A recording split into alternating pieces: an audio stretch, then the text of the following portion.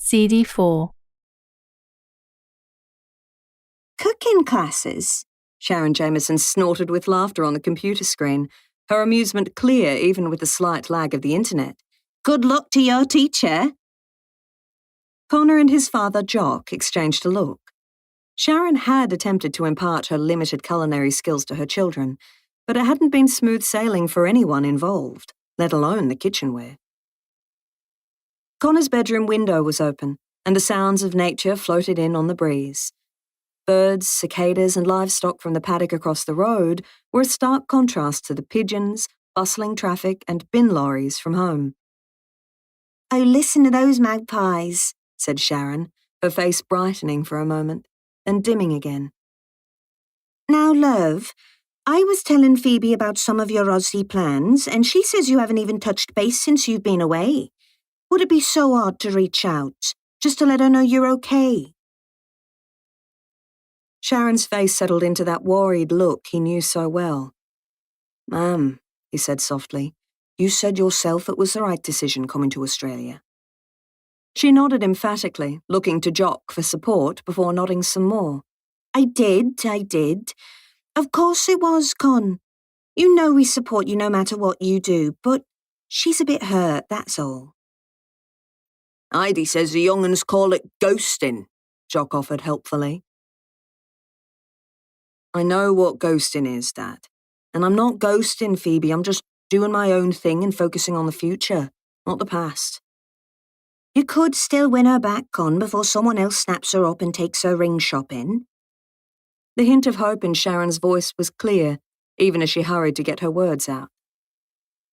Connor shook his head, a small headache forming at the base of his skull, and the niggling ache in his leg making itself known. He stood up and carried the laptop outside.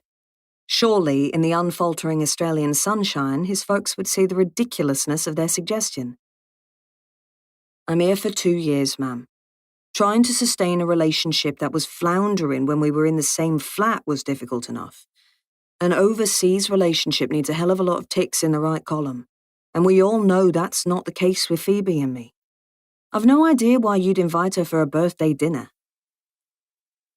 He felt better once he'd got that off his chest, although one look at his mother's crestfallen face and her attempt to shake off the comment made him feel a little guilty. "She's just such a lovely girl, Con. You should have seen the message she wrote in Pippin's birthday card. Said Pip was the little kid's sister she never had."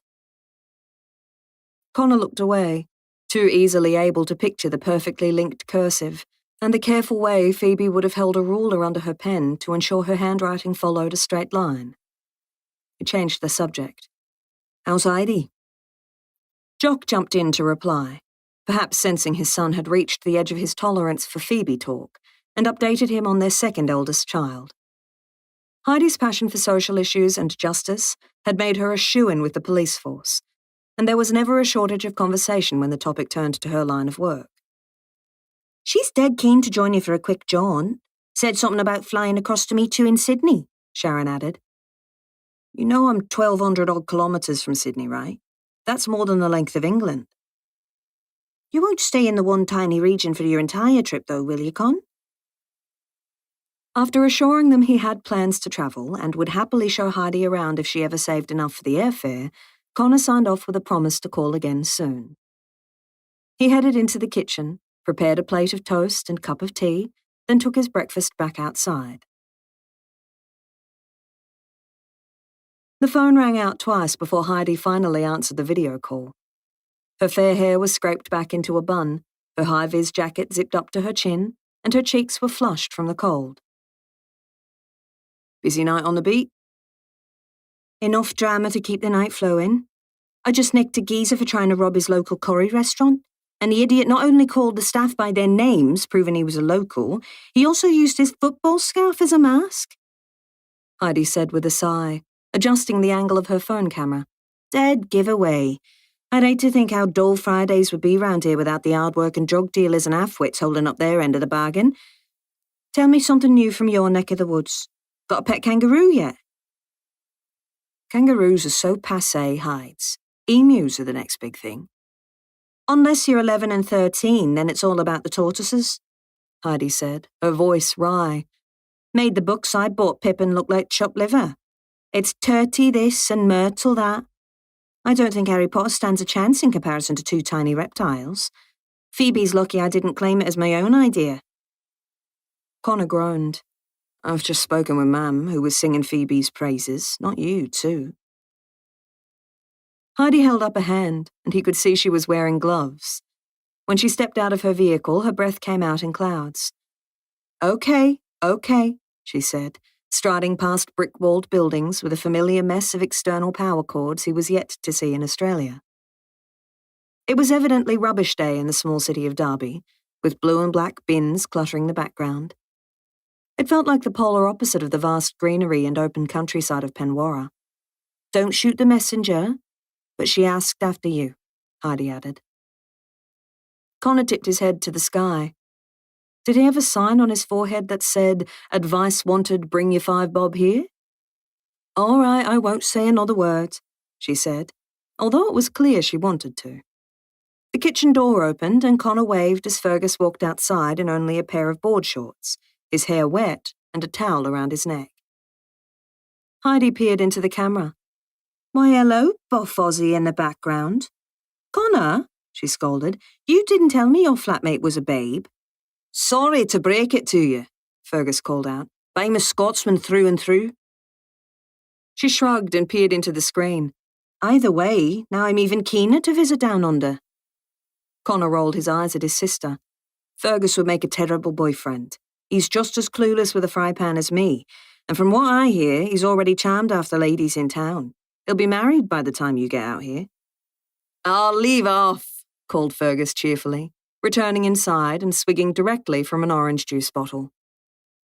Heidi made one more dogged attempt to steer the conversation back to Phoebe, but Connor deftly sidestepped the subject with the story about Archie Winklin's Houdini-like lambs, and then an update on his new job at Lacewing Estate. It's a tiny family winery, smallest I've worked at yet, but it's not half bad. The wines taste amazing, the people are nice, they just need a revamp to bring the property into the 21st century. Sounds like a job for my big brother, Heidi said. If anyone knows how to make a silk purse out of a sow's ear, it's you. Her confidence was heartening, and in an instant he forgave her for pressing him about Phoebe. Connor finished the call and went inside. I've lost count of how many sisters you have, said Fergus. 2? 3? 3. Heidi, Nell and Pippin. You? All brothers. I'm the youngest, and apparently all I'm good for is free babysitting and odd jobs. I couldn't get out of the UK fast enough, you know what I mean? Connor nodded. But the truth was, he already missed his family, even when they thought they knew what he wanted better than he did. He'd spent months away from England at a time, living and working in Europe, plus a 6-month stint in New Zealand.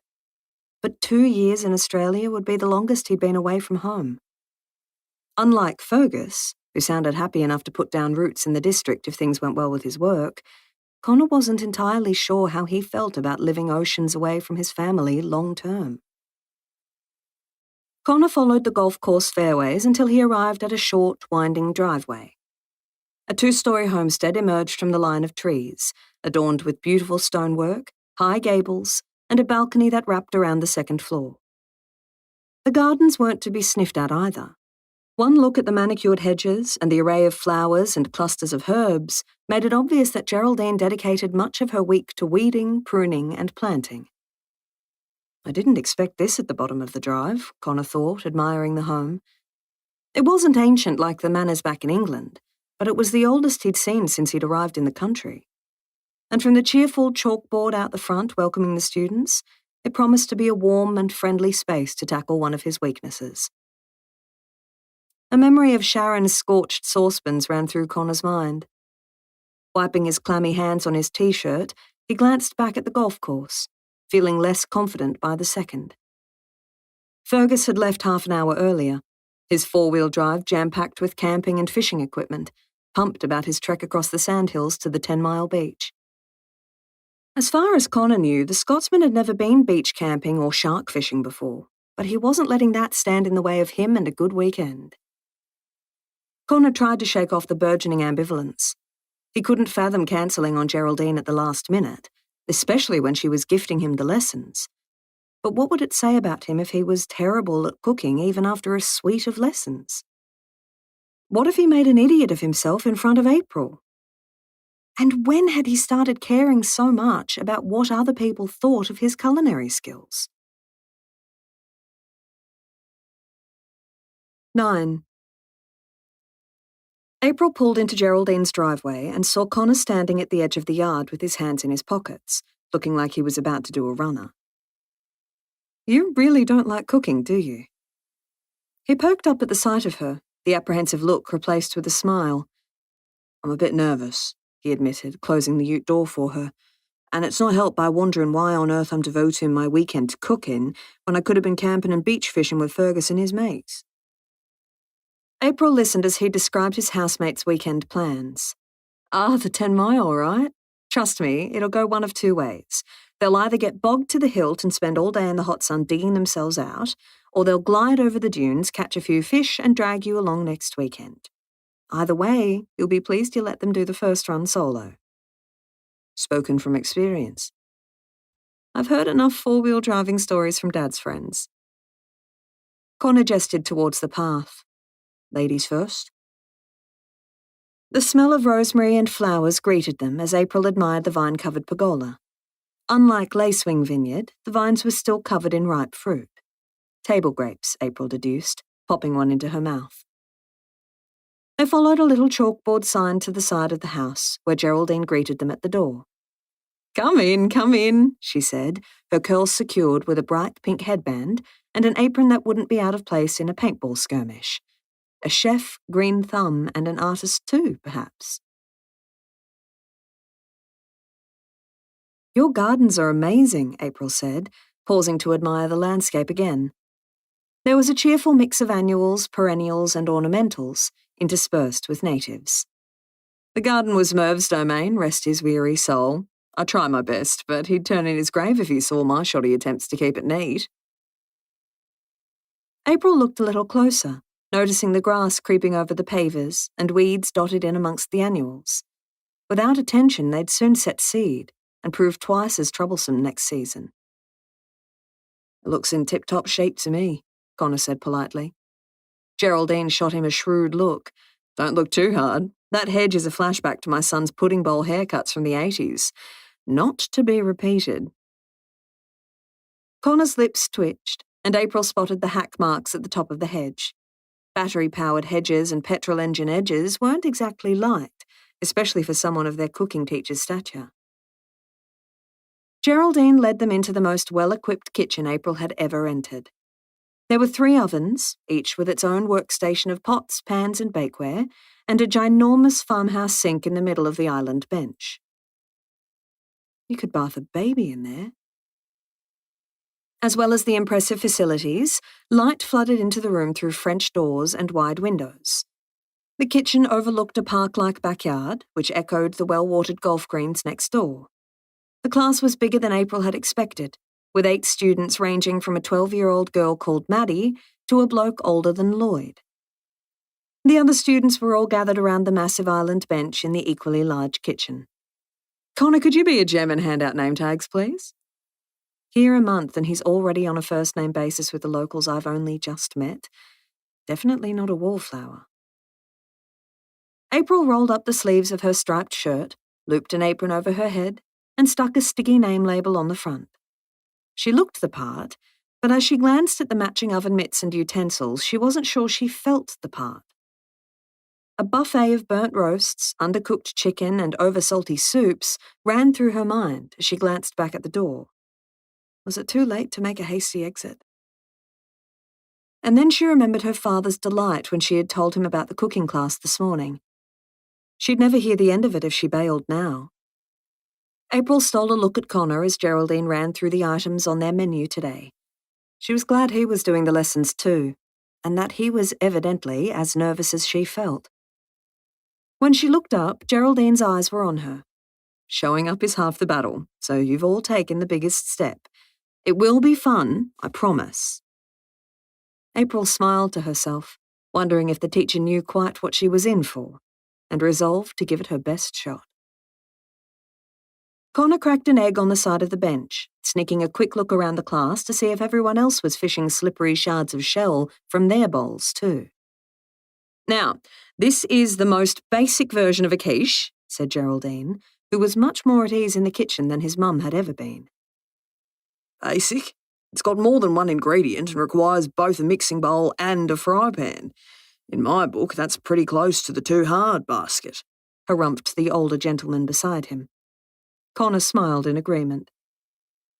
As if sensing discord, Geraldine slipped in between the students, giving suggestions and correcting techniques without making anybody feel thick.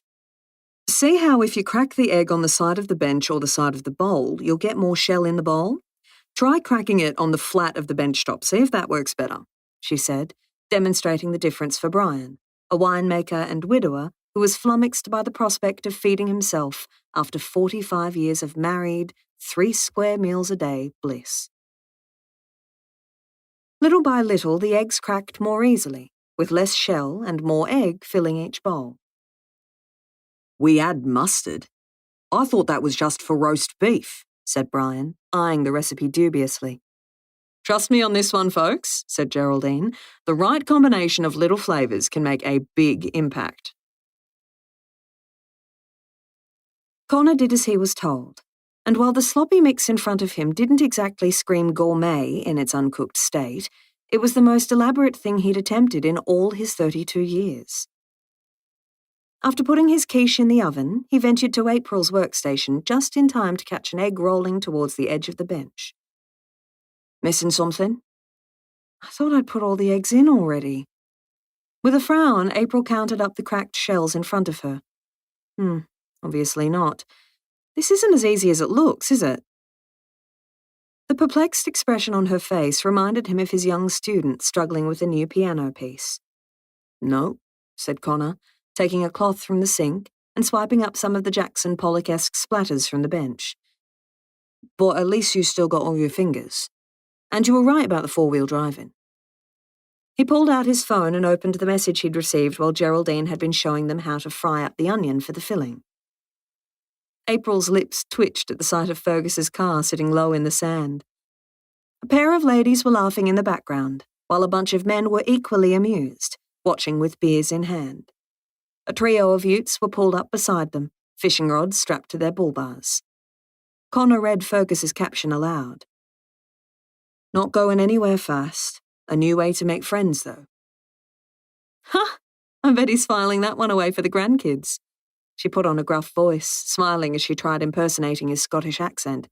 "And then, after getting bogged for the 4th time and not even complaining when we arrived at the 10-mile beach, too sunburned and tired to bother with the fishing, I knew she was the lady I wanted to spend the rest of my life with." Connor was impressed with her imitation, but April's smile faltered as she studied the pie dish in front of her. "I can barely believe this'll be edible in an hour's time. Did yours look like this?"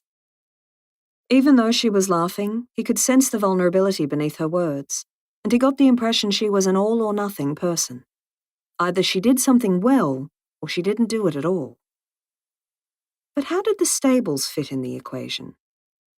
And the value-adding ideas she had told him she wanted to implement? "Mine looked identical, honest to God. And so did Geraldine's." He hooked a thumb towards Brian, who was still faffing about, trying to whisk mustard into his egg mix. "And Brian's, too." She wrinkled up her nose, as if she still didn't believe him. Connor shrugged. "I'm no chef, but I've tasted enough of Geraldine's food at the golf club to trust she knows what she's doing." At that, his neighbour appeared by their side. "You'll see. In a couple of hours, you'll be heading home with a lovely quiche. Enjoy it tonight with a loaf of crusty bread, green salad, and a glass of wine." Geraldine murmured a few words of encouragement, and as she walked over to the next student, April turned to Connor. "Or you could come around to mine tonight and we can do a comparison, see if there's any difference between the two." The suggestion caught Connor by surprise. Since accepting the job at Lacewing Estate, he'd kept things strictly professional between them. But when he looked up to ask if she'd changed her mind, or whether she was inviting the cooking class as a whole, not just him, her face fell. Oh, bugger. I forgot I'm going out for dinner. Hot date? He rinsed the cloth, then set about cleaning his workstation. And as he waited for April's reply, Connor found himself unreasonably curious to hear her answer. April shook her head, feeling her cheeks heating up. No, just dinner with my housemate Lauren. She starts a new job tomorrow at the radio station, so we're celebrating. She felt like a dill for throwing out the invitation, then retracting it in the same breath. And even though Connor accepted her explanation with an understanding nod, April wondered what he would have said if she'd answered differently. Should she explain that she had sworn off dating for the foreseeable future, thanks to their last winemaker? Or was it better to let him hear it on the Bush Telegraph? At least, she conceded, that way I won't have to see the look of pity on his face. Geraldine clapped her hands, getting the class's attention as she explained how to check the oven temperature by flicking the dial backwards until the little light went out. April looked around, glad to see most of the class listening as if they didn't know about that either. She whisked the eggy mix. Despite her best efforts to pay attention, April's thoughts soon drifted to the family business. Just like following a recipe, she knew the right combination of sunshine, rain, and fertilizer were crucial to a successful vineyard yield. And although she didn't have the same skill for winemaking as her father, she had the horticultural side of things under her belt, and understood balancing flavors was crucial to creating delicious, big-hearted wines. But if you can't master a bloody quiche, you'll never have the instincts to eventually run the winery. April felt an invisible band tighten across her chest, squeezing her insides. Remember, Geraldine said, cooking is different for everyone. Some people cook because they love the process. Maddie, the 12-year-old whose apron matched her headband, nodded eagerly, while Brian, who April knew as a fellow show produce competitor, snorted. Others, continued Geraldine, cook because they want to nourish their bodies or show their love through food. All equally valid reasons. April followed Geraldine's instructions to tuck the puff pastry in the base of a rectangular baking dish. Brian might like mustard, ham, and tomato in his quiche, and April here might master this one and then branch out with asparagus and salmon when she makes it next. I'll do well to remember this recipe, muttered April, then pushed away the negative self-talk with a determination to master this basic dish. Even if she had to make it every day for the next week, she would darn well nail it. While the quiches were in the oven, Geraldine guided them through making the fluffiest pancakes April had ever tasted. Granted, some were a little brown on one side, and they didn't look perfectly symmetrical like the ones half the class had made, but at least she hadn't set off the smoke alarm like Connor. These look fabulous, said Geraldine, leaning over April's shoulder as she heaped strawberries and whipped cream onto her pancake stack. Better than the shake and bake mixes, admitted April. Not sure I'll have room to try the quiche, though. That's why you'll be taking it home with you. And the savoury muffins we'll make next, said Geraldine. Perfect food for any time of the day. Brekkie, lunch, and even dinner if you pair them with salad or veggies. Good hot or cold. Sure enough, when the oven timers dinged, like an auditory Mexican wave around the kitchen, April's belly was fit to burst. The corn and cheese muffins and her quiche would make it home in one piece, and with a celebratory pub meal planned for tonight, the baked goods would probably feed her for most of the week. But as she watched Connor easing his quiche onto a large plate, she admitted it would have been nice to spend the night in his company, taste-testing their wares. She washed away the idea with a glass of water. Even if Connor wasn't working for Lacewing Estate, she wasn't sure she was ready to trust someone again, not after Justin had let her down so badly. It's easier to be on my own. Geraldine wrapped up the class with a preview of the menu for the next lesson, a variety of lunch dishes more daunting than today's effort. She handed out copies of the recipes they'd made today and encouraged them to try to recreate at least one of the dishes in their own kitchen. Didn't know we'd have homework, said Brian, stacking his odd-shaped muffins into one of the containers they'd been asked to bring with them. Unlike April's brand new plastic containers, Brian had brought well-worn Tupperware with him. One had a pink lid, the other a blue one, with his surname written in cursive on the top corner of both items. She wondered whether his late wife had imagined he'd take up baking in his 60s. "Look forward to seeing you all next week," called Geraldine, as they filtered out of the kitchen, goodies under their arms. Connor held the door open for April. "Fran'll be right impressed when you tell her about that lot." April couldn't smother a triumphant grin. Even though she wouldn't have attended the class if it weren't for her mother's gift voucher or her stepmother Fran's encouragement, she had to admit she was pleased with how it had gone. And it had been fun cooking alongside Connor. It's a long way from cooking 3-course meals, but this is a step up from the frozen aisle. She loaded her containers into the back seat of her ute and turned back to Connor. "Need a lift home?" He waved away the offer. "It's only a few 100 meters, I can manage. See you round," he said, loping off with his arms full, looking much happier than when he'd arrived. April said goodbye to the other cooking students and drove along the hawthorn-lined driveway, slowing to a snail's pace as she passed Connor. She didn't want another boyfriend, but there was nothing stopping them from being friends. And friends did lunches and brunches, didn't they? She wasn't sure what his Sundays were normally like, but maybe he could squeeze in a taste-testing session tomorrow instead. After a lesson with a 13-year-old student who made it clear she'd rather be sleeping than practicing piano scales on a Sunday morning, Connor followed the highway through Penwarra towards Lacewing Estate.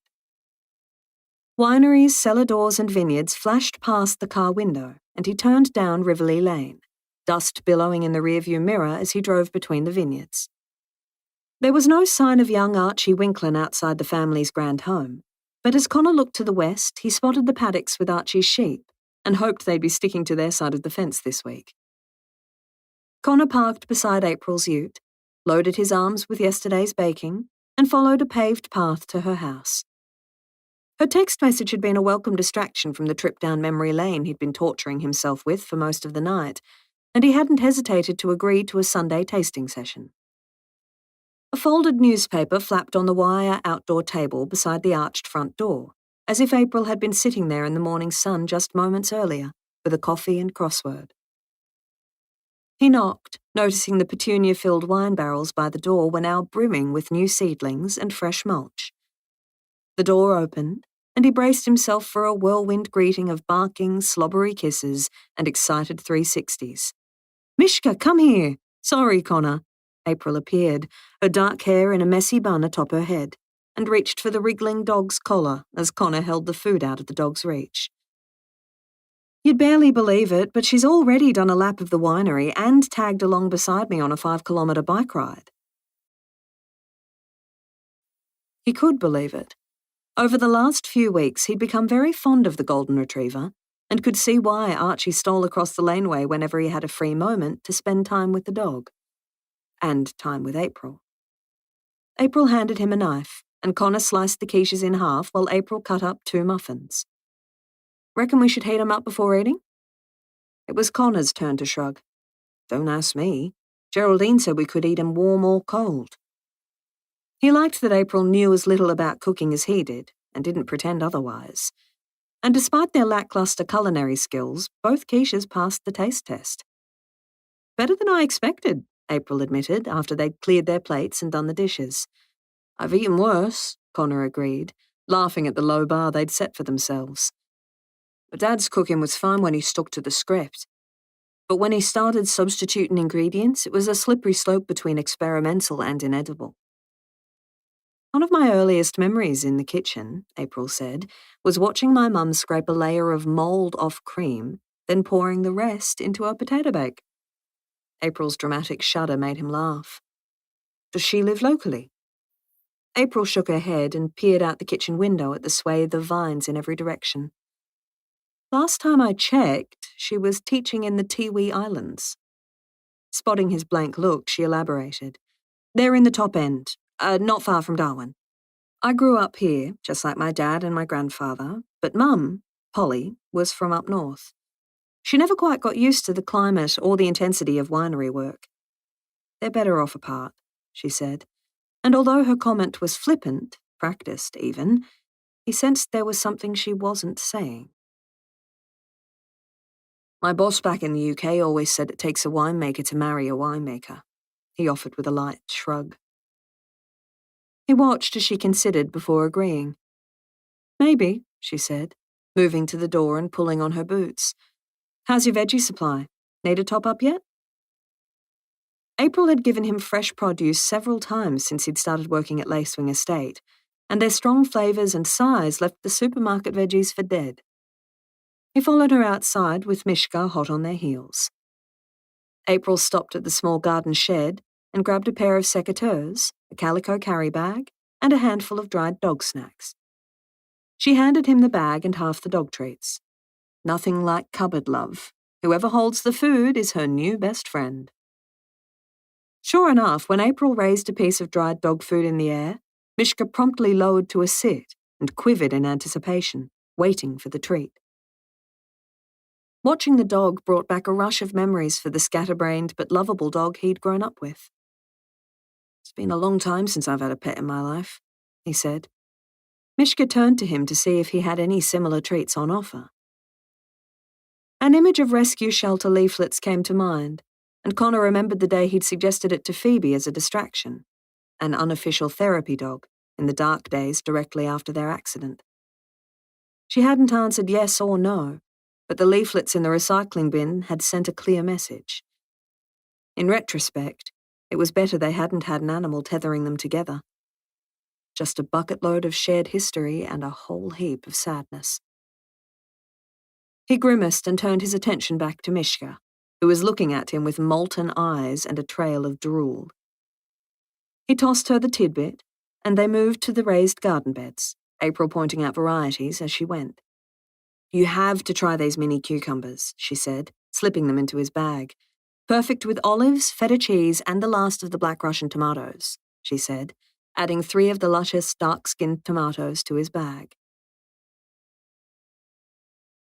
She caught sight of his smile as he admired the overflowing vegetable patches. I bet you thought your Aussie adventure would be full of crocodiles, kangaroos, and pub crawls, not show-baking renovations and cooking classes. Connor leaned against the post and rail fence beside her. It's not exactly what I'd imagined when I booked my trip down under. But, he thought, as he watched the blue sky stretching out beyond the vines, his stomach full from their Sunday lunch. That certainly wasn't a bad thing. 10. The sinking sun cast deep shadows over the vineyards as April unpegged her washing from the line and cast her mind back to the pleasant time she'd spent in Connor's company. He was easy to be around, and between the stories about their cooking fails, her childhood growing up in a winery, and the countries they had both travelled to, their Sunday lunch had extended until late afternoon. He hadn't seemed to mind. The guitar hanging in the study caught April's eye, and she abandoned her laundry in favour of the instrument. It had been too long since she'd lost herself in music, and the tips of her fingers tingled as she pressed the frets and plucked the strings. She looked over the vineyards to the gnarled gum trees, with the golden light kissing the horizon goodnight, and strummed a Cat Stevens song. Hello? April startled, messing up the chorus of Wild World. I didn't even hear you pull up, she said, walking out of her study with the guitar still around her neck. Don't let me interrupt, Lauren said. No matter how many times I hear you playing, it puts a lump in my throat every bloody time. April laughed. You're just a big softie. You cried during Kleenex adverts. Was your first day a breeze? Did you spot any platypuses? Lauren shook her head. No, just a mountain of hikers all heading out with their cameras. Busier than Rundle Mall in some parts. But we filmed some good footage for the social media channels, and our brekkie presenter got a few good grabs for tomorrow morning's show. April set her guitar down and helped Lauren with her bags, keen to learn more about Lauren's new role at the radio station. Helping with the outside broadcast was an eye-opener. I have no idea how I'll manage when I'm supposed to be responsible for producing the whole kit and caboodle. April made a pff noise. You'll be running the show with your eyes closed after a week or two. Tops, she said. Not sure about that, Lauren replied. And how was your lunch? She opened the fridge, pulled out a bottle of wine, and eyed the Tupperware container on the second shelf. I've never seen you make anything as impressive as a quiche. We should have stayed in last night instead of going out. Did it taste as good as it looked? April basked in Lauren's compliment. It was probably the first time she'd been praised for her cooking, and she was going to soak it up. Connor's was pretty good too, and neither of us have come down with food poisoning, so that's a win. Raising an eyebrow, Lauren poured them both a glass of wine and sat down on the couch. I'm looking forward to meeting this guy, she said as April sat beside her. Especially if he's as clueless in the kitchen as you. Poor Geraldine. Grinning, April nodded. I know, isn't it great? And he seems to have fitted in well at Lacewing too. Dad hasn't moaned about him once, and he's been there a few weeks now. And next week, I'll get to steal him for a few hours a week to speed up the stables reno and knock a few jobs off the list to spruce up the winery. She looked up from her wine to see Lauren smiling back at her. What? Nothing. Lauren drew out the word with a smirk. Get over yourself, he's just easy to be around. And after the drop kicks I've dated in the last 2 years, it's refreshing to meet someone who thinks before speaking. He listens to Beethoven, not the Beastie Boys. And even if he's as useless in the kitchen as me, at least he's doing something about it. It's the accent, isn't it? Said Lauren. You always did have a thing for those David Attenborough documentaries, now that I think about it. April picked up the closest cushion and tossed it across the room, narrowly missing Lauren's wine glass. I'm arranging drinks, Lauren announced, snatching up April's phone and tapping out a message. You, me, him, his crazy Scottish housemate. I didn't say Fergus was crazy, April protested. Just that he isn't afraid to wear a kilt, entertain a conversation with Jean Bloody Delacourt, and risk his life on a 4-wheel drive beach fishing trip. Yep, pure crazy. Still, it'll make it less obvious I'm scoping Connor out as prospective boyfriend material for my bestie if there's someone else there. I promise not to take my notepad and score him as he goes, she said with a smile, hitting send. You know I'm sworn off men for good. He's just a friend. For good? I thought it was just until your poor heart was healed. April rolled her eyes as she read the message Lauren had sent. Tomorrow she'd have to explain to Connor why there were starry-eyed emojis, plus eggplants and love hearts at the bottom of the text. As in his previous international posts, the familiar rhythm of the cellar helped Connor settle into the town, which was so different from the one he'd grown up in. While he'd endured snow at the winery in Scotland and aloof locals at the cellar in Auckland, his first month in the limestone coast was marked by a warmth not just from the sunshine, but the people in the town. A conversation at the post office helped him acquire another piano student, and by the end of autumn, he had people greeting him by name at the bakery and supermarket. The sun was still high in the blue sky one Friday, with not a cloud to be seen, when Connor and the golf club president, Barney, finished a round of golf. We were robbed, said Barney, slipping off his golf glove and shaking Connor's hand, before tossing his scorecard into the bin by the 19th hole. I told you I was better on the piano than the fairway, laughed Connor, stashing his borrowed golf bag back in the storeroom. But it wasn't a bad day for a stroll. Barney had taken to dropping into their rental occasionally, officially to check they were keeping the place in good shape, but unofficially, Connor suspected, to have a glass of wine or a stubby with him and Fergus. You must be a darn sight sharper on the ivories than the putting green, all those piano students you've got. Barney opened the door to the clubhouse and nodded to the piano. My Emma would have loved hearing you play, Barney said. It was her mother's piano, and she asked me to look after it when she went into a nursing home. But we didn't have the room in our little house. There was something about Barney's wistfulness that made Connor lift the lid on the keys and check inside the stool for sheet music. Bingo. Propping the yellowed paper on the stand, he launched into Debussy's Clair de Lune. He played a few bars and turned to see Barney with his hands on his hips, chin almost to his chest, as if he were struggling to hold back his emotions. A pair of golfers had arrived as he'd been playing, and they launched into a round of applause. You could probably do with a good tune, Connor said stiffly, shuffling the stool back and returning the music to the spot under the cushioned seat.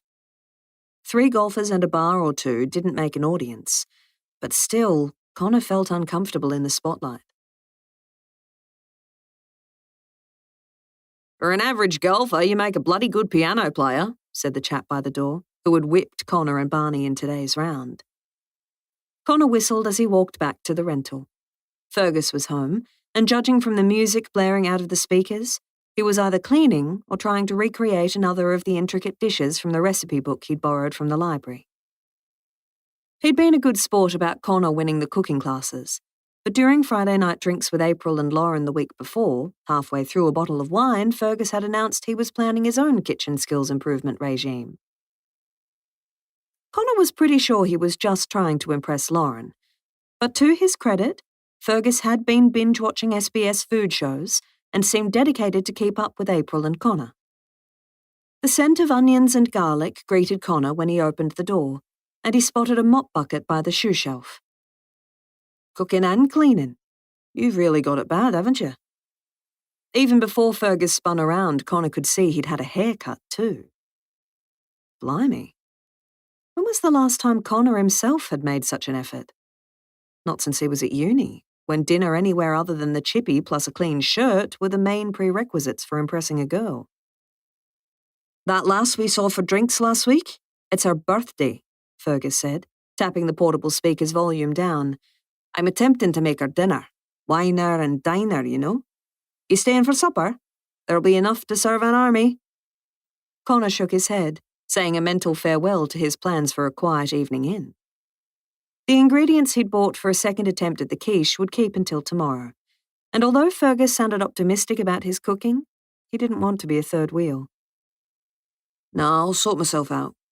Connor dashed through the gleaming shower, admitting it looked a million times better without the black spots on the grout, and with a fresh set of clothes and spritz of deodorant, carried his laptop and a beer outside to the wooden table and chairs. Birds caroled in the trees, and a wallaby bounded out of the scrub behind their house, making a beeline for the fairway. Connor tried his parents and sipped his beer as the Zoom call connected. "Hey up, how's our lad?" "Good, Dad, good." His mum shuffled into view, delight on her sleep-creased face as she pulled her dressing gown up higher. "Hello, love. We were just lying here arguing about who was getting up to stoke the fire. I feel warmer just looking at your sunshine, though. Is it as hot as it looks there?" He nodded. "A balmy 21 degrees, as still as you like, and we're in for even nicer weather on the weekend. Not bad for late autumn." Sharon closed her eyes, marvelling at the thought of it, as Jock yawned and looped an arm around her shoulders. "The weatherman's tipping a frost, can you believe it? You're not missing much here, son. Tell us what you've been up to, then." They spoke for another 10 minutes before Nell and Pippin wandered in, rugged up in matching dressing gowns and fleecy pyjamas.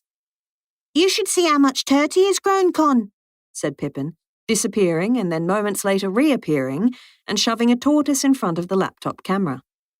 "Amazing," he said, trying to muster up a little more enthusiasm for the creature climbing over his littlest sister's palm.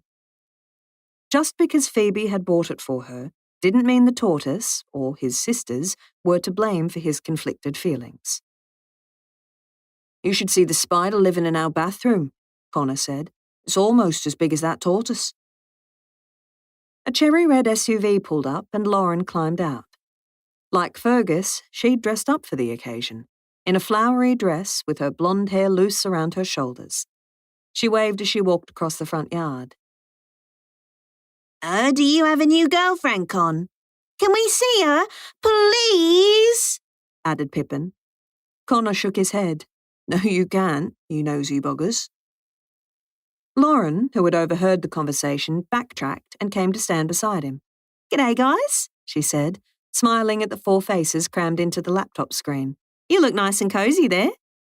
"It's not long until summer, but you wouldn't know it.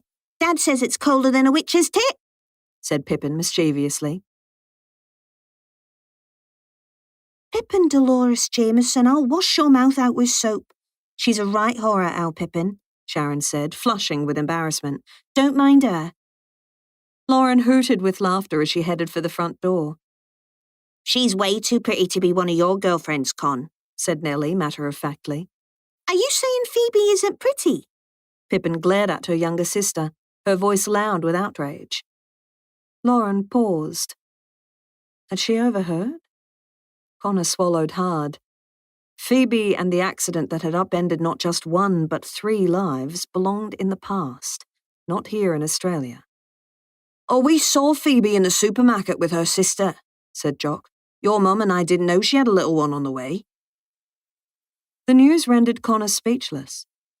Phoebe's pregnant. Instinctively, his hand went to his bad leg, massaging the scar tissue that had formed over the wasted muscles. Sharon elbowed Jock in the ribs. Your dad made a dog's breakfast to that. It's her sister who's pregnant. Natalia, not Phoebe. Are you okay, Con? Connor made his farewells, assuring them he was fine, then closed the laptop and grabbed his keys. It would take more than a long drive to chase away the tiny ache in his heart. He sped down the highway, his eyes on the rugged roadside, his mind back in the UK. How would Phoebe be coping with that news? Maybe it was finally time to call her. Connor's phone worked its way through the Nina Simone playlist he'd chosen for the afternoon's work in the stables, and when he ascended the ladder to the mezzanine floor, he found April singing along to a moody jazz number. The loud music, hum of power tools, and April's upbeat mood were almost enough to distract him from his worries back home. Almost, but not quite. He'd tossed and turned all night, unable to decide whether or not it was wise to call Phoebe. He'd eventually relented, leaving a message at 4 a.m. Coffee and a sense of purpose had helped, but Connor knew he wasn't firing on all cylinders today. Man, my knees weren't made for this type of caper, April said, rocking back on her heels and taking the lengths of jarrah Connor had passed her. She looked at Gordon, the builder, kneeling beside her. Dunno how you do it, Gordo. Gordon lifted the nail gun and gestured to his earplugs with the other hand. Your knees, April shouted, pointing to hers. She'd arrived at the cottage this morning wearing a set of builder's pants, with several million pockets and slim foam pads over the knees. I found these at the op shop last week, she told Connor, gesturing to the utilitarian trousers. But they're made for a giant, so the knee pads are excellent at cushioning my shins, but not so useful in the knee department. Connor blinked, the breath catching in his chest as April yanked her t-shirt up, showing him how she'd clinched in the too big waist with a belt. Still, they're pretty good for $3, right? She laughed, not seeming to notice that his eyes were taking in the expanse of olive skin and the tiniest hint of pale blue underwear, instead of the leather belt looped almost twice around her waist. $3. Cheaper than a vanilla slice, he said, moving his attention to the floorboards they'd laid. There was only a small section of joists visible now, and at the rate they were working, they'd have that gap closed by knockoff. This looks super. I love the dark wood. April passed him a length of flooring, and when their hands brushed, he felt his stomach flip. Connor grabbed the exposed joist with one hand, steadying himself. What the hell was that? He hadn't been a monk since breaking off his engagement, but even in his distracted state, he couldn't remember the last time he'd reacted like that to an innocent touch. Does this floorboard need another pass? He cleared his throat, looking at the piece that evidently needed trimming. Yeah, only a whisper though, she said, holding her thumb and pointer finger close together to indicate a few millimeters. A cheeky grin formed on her lips, and she looked across to Gordon, who was reloading the nail gun. Or as our mate Gordo would say, only a bee's dick. Connor bit his lip, descending the ladder before Gordon looked up and saw them both laughing at him. Soon the pile of floorboards in the living room was almost gone, and April's voice was triumphant as she called out the last measurements. One more floorboard at 635 millimeters, and then we're officially done for the day. He scribbled down the number, then took the tape measure out to the lengths of jarrah. It was only once he'd cut the timber that he saw his phone light up on the windowsill. Fergus with a fishing meme? Another new piano student? Or perhaps news of a sick child that would leave a gap in his lessons tomorrow night. But when he looked at the phone screen, he saw a name that hadn't appeared on his phone screen for months. Phoebe. Connor swallowed, reading her message. Can we talk? Please. X. He calculated the time difference, early morning in England, and unplugged the phone, preparing to take the call outside. Come and see this, Connor, called April. He glanced up from his phone to see her standing, slowly backing away to better admire Gordon's work. We're nearly finished. Mind the drop, he yelled, the warning coming out sharper than he'd planned. April looked over her shoulder, then gasped when she realized how close she was to the edge of the mezzanine. She quickly stepped forward, tumbling onto the freshly laid floor. Connor heard her squeak, then a thud. Bugger!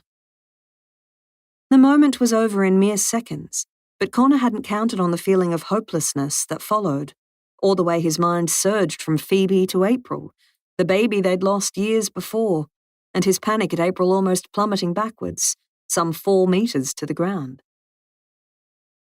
He shimmied up the ladder as quickly as he could. On the mezzanine floor, he found April sprawled on the red jarrah, groaning. Gordon set down his tools. You right there? Gordon grimaced as April let out another groan. You went down like a sack of potatoes. Seeing that Connor was going to her aid, Gordon returned to tapping the jarrah boards into place. Ouch, April said, gingerly pushing herself up into a sitting position. She seemed more embarrassed than injured. That sounded like it would have hurt, Connor said gently, scanning her from head to toe. No blood, no protruding bones. It was a good outcome, though from the way she was rubbing her hip, he suspected she'd have a corker of a bruise in a few days' time. Double-checking he wasn't anywhere near the edge, Connor held out both hands and helped April to her feet, then instinctively pulled her towards him. You going to be okay? He rubbed her back, giving her the type of hug he'd have given his sisters or his mam if they'd tripped on the way into Tesco, and the same soothing tone he used with shy new piano students. Her dark hair tickled his chin as she nodded. I tripped over my own feet. What an idiot. You're not an idiot. But you've really got to stop throwing yourself at Gordon like that. She chuckled, and the gesture went from comforting to charged as he felt the heat of her torso against his. He pulled away, walked across the new mezzanine floorboards, and let out a shaky breath before descending the ladder. You can't protect her either, he reminded himself as he reached the ground. And even though Connor knew it wasn't his lifelong burden to stop bad things happening to people who meant something to him, the reaction confirmed something he hadn't yet admitted to himself. Like it or not, he cared about April Lacey. Connor jammed his hands into his pockets, his thoughts in a whirl. I've got to head off, he mumbled, tugging on the door and stumbling into the late afternoon sun. He heard April calling after him, but he didn't turn back until he reached the white Camry, turned over the ignition, and tore out of the Lacewing estate in a cloud of limestone dust. 11. April walked slowly back to her house after Gordon left that afternoon, still confused about Connor's rapid departure. Like Gordon, he didn't always stay for a knock-off beer, but she'd thought he'd stay to watch them put the finishing touches on the upstairs flooring. Not that she expected him to be as invested as she was. After all, the bed and breakfast had been her dream for years, and he'd only arrived in the country several months ago. But from the last few weeks of working together, she'd got the sense he was enjoying seeing it take shape too. Mishka barked, her ears pricking up as she noticed a white blur in the distance. It wasn't until the dog tugged at her lead and a woolly intruder bolted behind the winemaker's cottage that April realized Archie's lambs had squeezed through the fence again. She tied Mishka to her kennel and set off for the Winklin house. The lambs would be halfway to Millicent by the time Mishka ran out of steam, if she was off-leash. Piano music floated through the windows, and she followed the mesmerizing sound around the side of the house. Archie was perched at the grand piano, his skinny arms sticking out from a sleeveless footy vest. She listened a little longer, watching his frown come and go as he worked through a difficult section. It was beautiful to hear him play, and she thought of Connor again, wondering what it would be like to have him playing just for her. Had he forgotten an appointment this afternoon? Was that why he rushed out? She resolved to message him after she'd helped Archie with the lambs. Catching the young boy's attention with a gentle tap on the window, she looked around as she waited for him. A wheelbarrow was parked on the lawn, not far from the conservatory entrance, and she remembered the chat she'd had with Daniel about Felicity ripping out the roses. Had he been serious about his stepmother instructing their gardener to pile them into a heap and burn them? The prospect worried her almost as much as Marty and Barbara nibbling on her veggie patch. "What you up to?"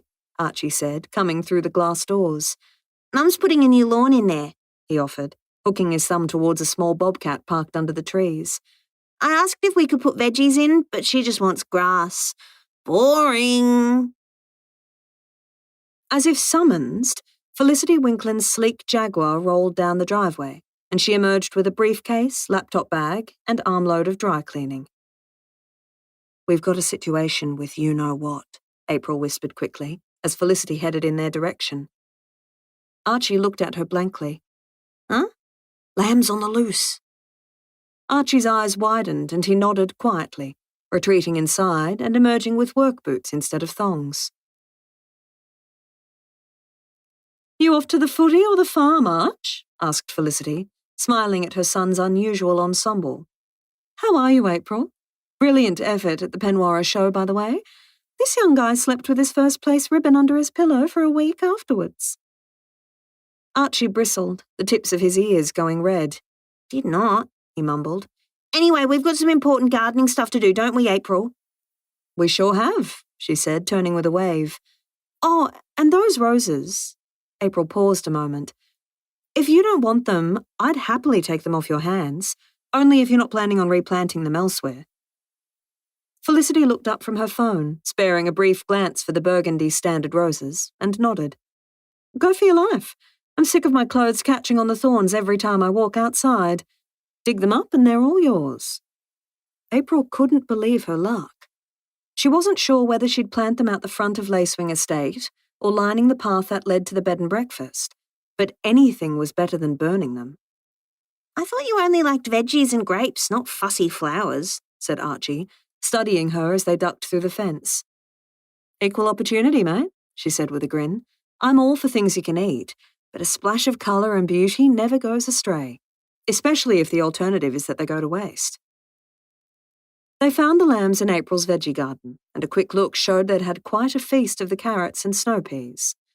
"Naughty buggers," she said, herding the biggest lamb, Barbara, between the garden shed and the garage, where Archie was waiting.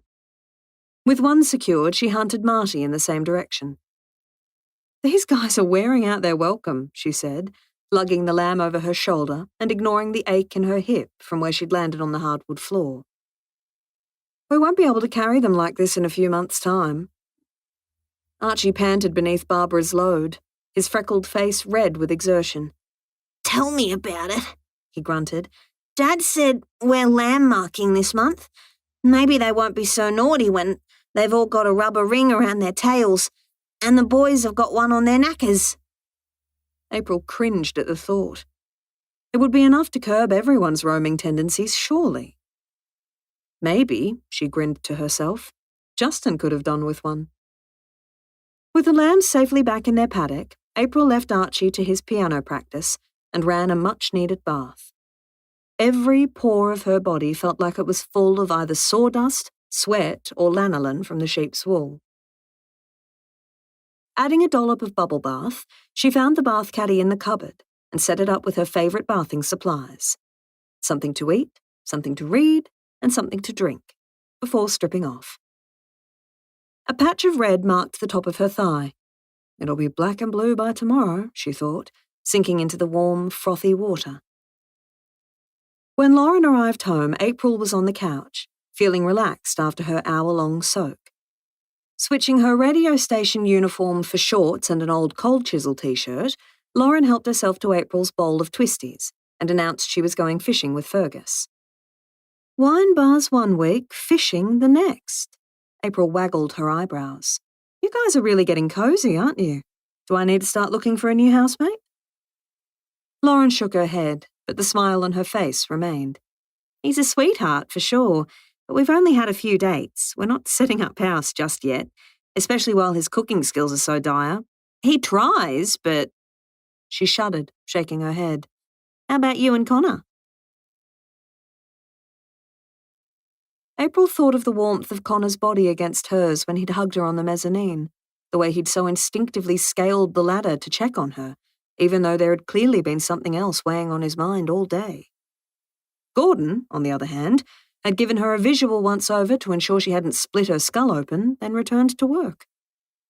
Even when you're trying not to smile, adamant that you're not ready to date again, I can still see your eyes crinkling up and the twitch of your lips.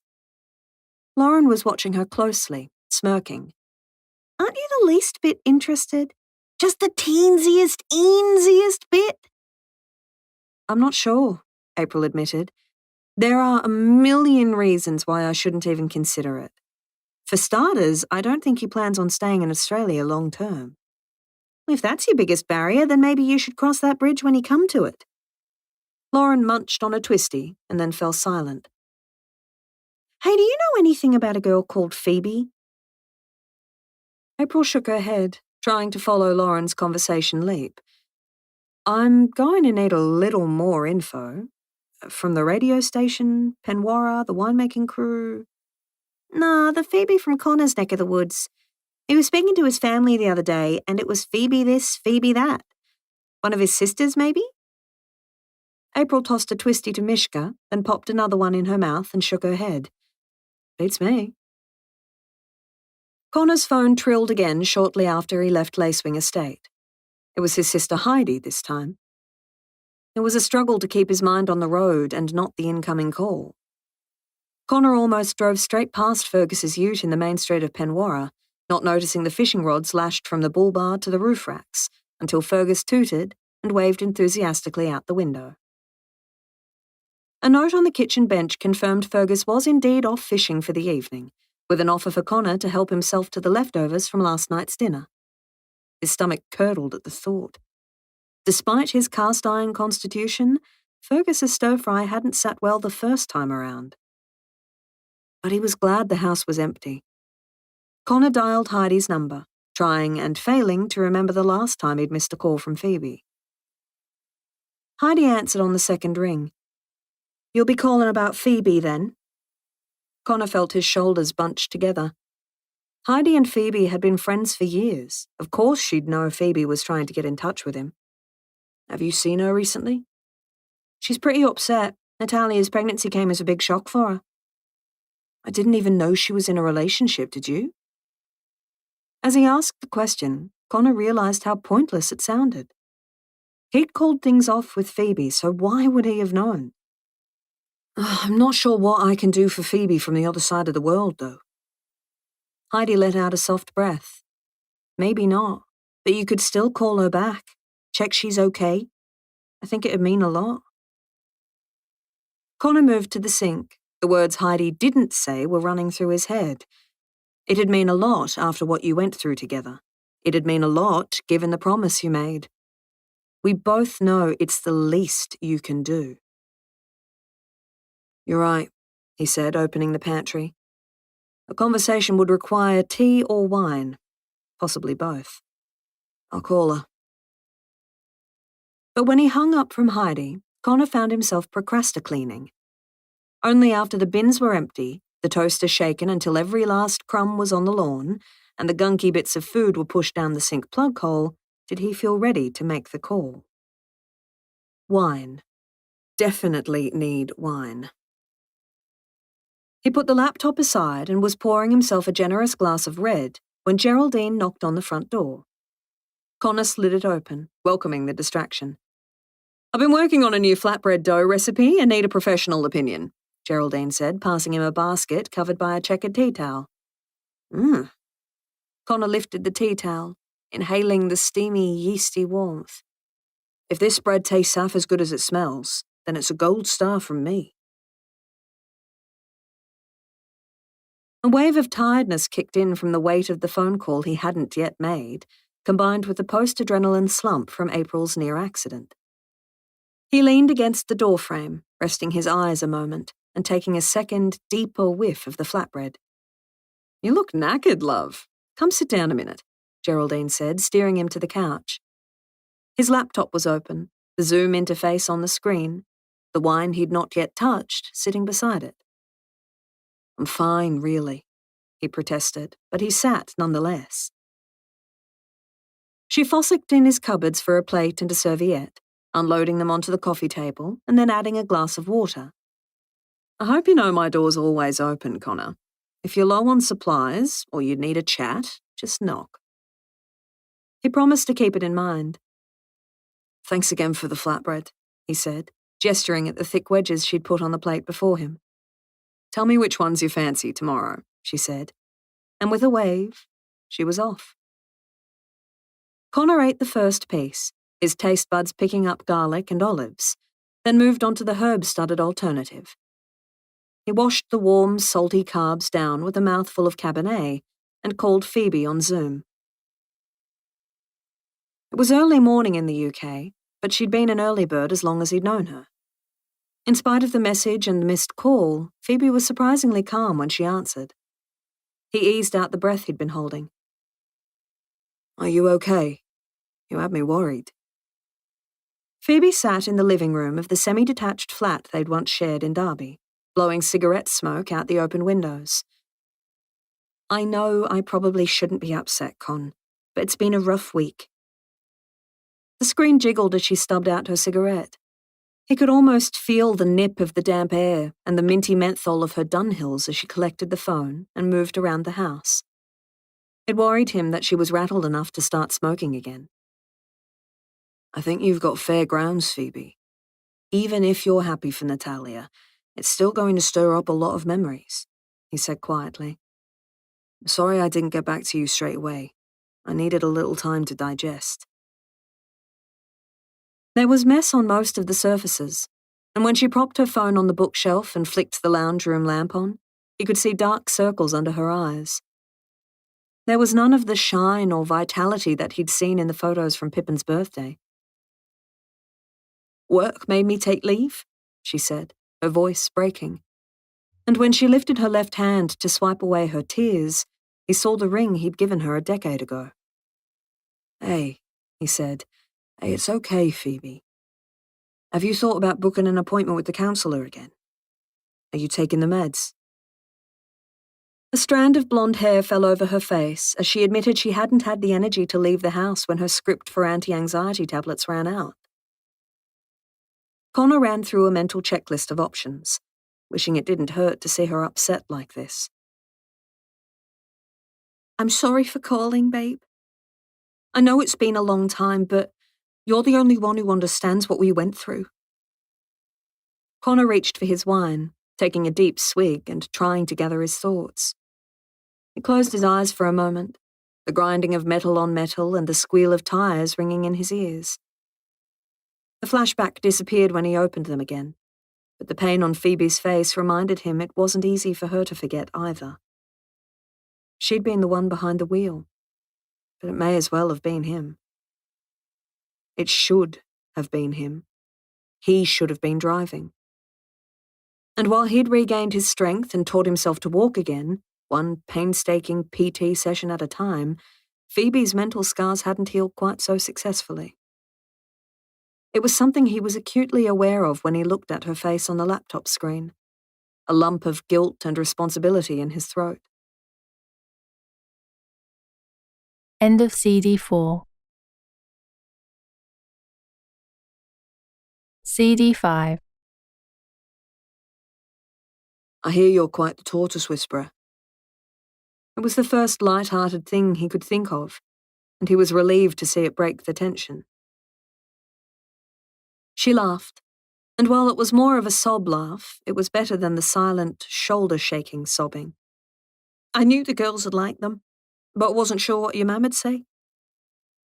Connor smiled. "I've only heard good things," he said. "And stuff work. You never normally take sick leave, so it's about time they paid you to take a break." She curled her knees underneath herself on the couch. And as much as he had planned to end the phone call the moment he'd ascertained she wasn't about to plunge into a pit of deep despair, Connor stayed on the line and let her vent. "I've taken up enough of your time," Phoebe said a little later, when the sun had set on the golf course and the sky had turned a deep navy. "Thanks for listening." She smiled then, looking more like herself, "and for cheering me up with your Aussie adventures." Her voice was wistful then, and he wondered if her sister's pregnancy would have been easier to bear if she'd been with him in Australia when she got the news. He waved at the screen, then signed off, leaving his computer and makeshift dinner dishes where they were, and crawling into bed. Parts of the conversation replayed in his mind as he lay his head on the pillow.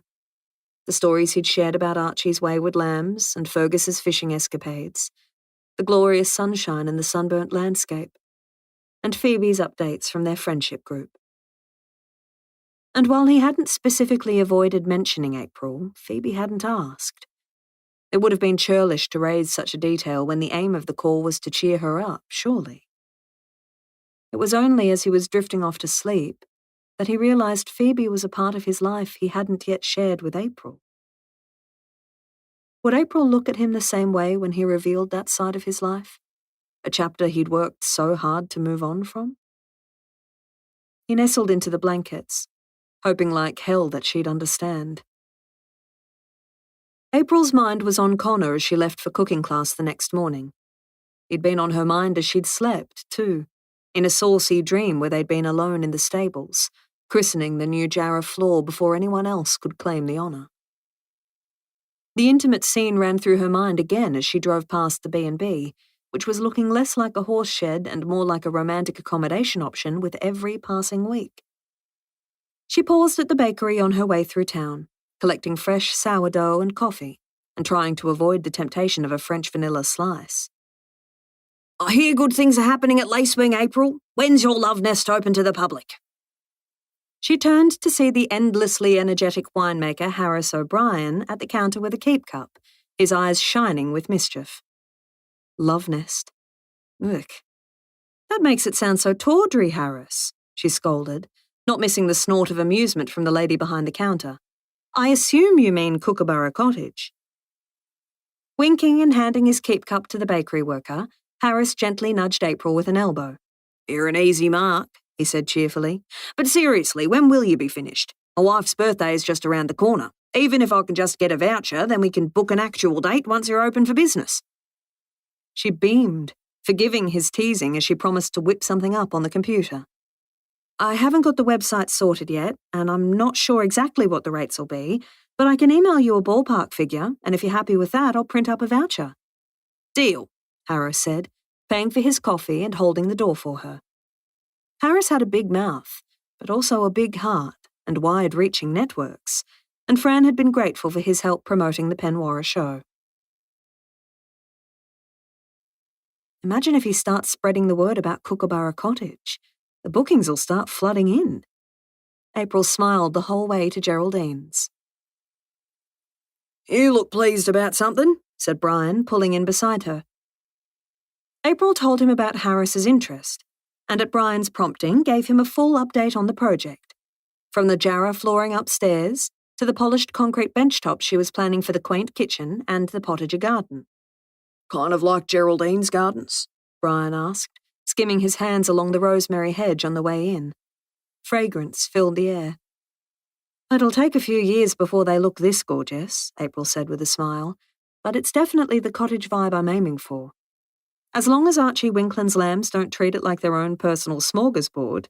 They were in my patch again yesterday." "Must have been a full moon," Brian said, opening Geraldine's gate. "My calves were right royal pains in the you-know-what yesterday, too. It's like they know I've got plans and push through the electric fence on purpose." She grimaced, picturing him protecting his heirloom varieties from a convoy of skittish calves. "Lucky it's calves, not goats, I suppose," he said. "They would have eaten the patch, then started on the wooden stakes. Just glad I didn't waste my time building a twig fence with my vineyard prunings. Might be useful against sheep, though." April had seen the hand-woven barriers on gardening websites, And while she wasn't sure the whimsical idea would be much use against the insistent lambs, the decorative element tickled her fancy. "That's a great idea," she said. "How about your cooking? The last few weeks have flown past. Did you do your homework?" As Brian nodded, she noticed he'd taken a little more effort with his appearance. Gone was the wrinkled jumper, and in its place was a check shirt. His wiry white hair was looking a little less windswept today, too. "Oh, that reminds me." Brian turned on his heel, trotted back to his car, and returned with a bunch of rhubarb tied with gingham ribbon. Was he trying to woo Geraldine? There had to be a decade at least between the old bachelor and their cooking teacher, but the ruby red stalks and crisp shirt were like a flashing neon light.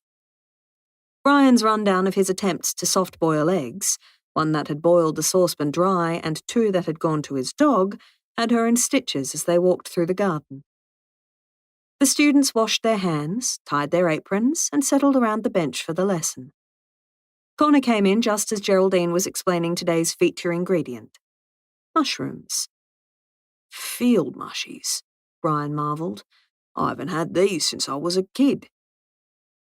They were given the choice of store-bought mushrooms, perfect for those who were on the fence about fungi, according to Geraldine, and the freshly foraged ones. "These are safe to eat, I promise," Geraldine told them, watching as everyone made their choice. "But it's not something you want to gamble on. The wrong types of mushrooms can make you very ill, and can be easily mistaken for edible varieties." Despite Geraldine's assurances, April opted for the store-bought mushrooms, and much to her pleasure, the knife seemed to move a little easier in her hand this week. It felt like an achievement that she wasn't the last to finish dicing the mushrooms and onions. Connor's onion went sliding across the bench and tumbled to the floor at one stage, and Brian had to ask for a Band-Aid after nicking his fingertip. "I think this could almost be categorised as fun," said Brian, his deep baritone tinged with disbelief as he helped Geraldine with the dishes. April listened into the conversation as she tidied her space, ready for the third and final item on the agenda: rhubarb and cinnamon muffins. "My dear wife would turn in her grave if she knew I was prancing around in an apron, laughing and joking as I sautéed onions and deglazed fry pans." "She'd probably wish she'd done it while she was around to enjoy it," countered Geraldine. "She came from a long line of outstanding cooks. I wouldn't have dared." April heard the fondness in Brian's words, but also regret. Geraldine laid a hand on his arm, gently, and murmured something April couldn't catch. Whatever it was, it seemed to perk Brian up. "And how are you getting on?" April crossed the room to Connor's workstation. Normally they set up their workstations side by side, but he seemed distant today. His phone beeped with an incoming message. "Someone from home?" April asked. "Yeah," Connor replied, glancing at the screen. "Isn't it the middle of the night over there?" She noticed a cloud cross his face fleetingly. "Definitely too late for messaging," he agreed, jamming the phone in his pocket and reaching for the laminated recipe Geraldine had handed out. April had to park her curiosity to concentrate on the measurements and mixing, as Geraldine walked the class through a new variation on the muffins they had made in their previous lesson.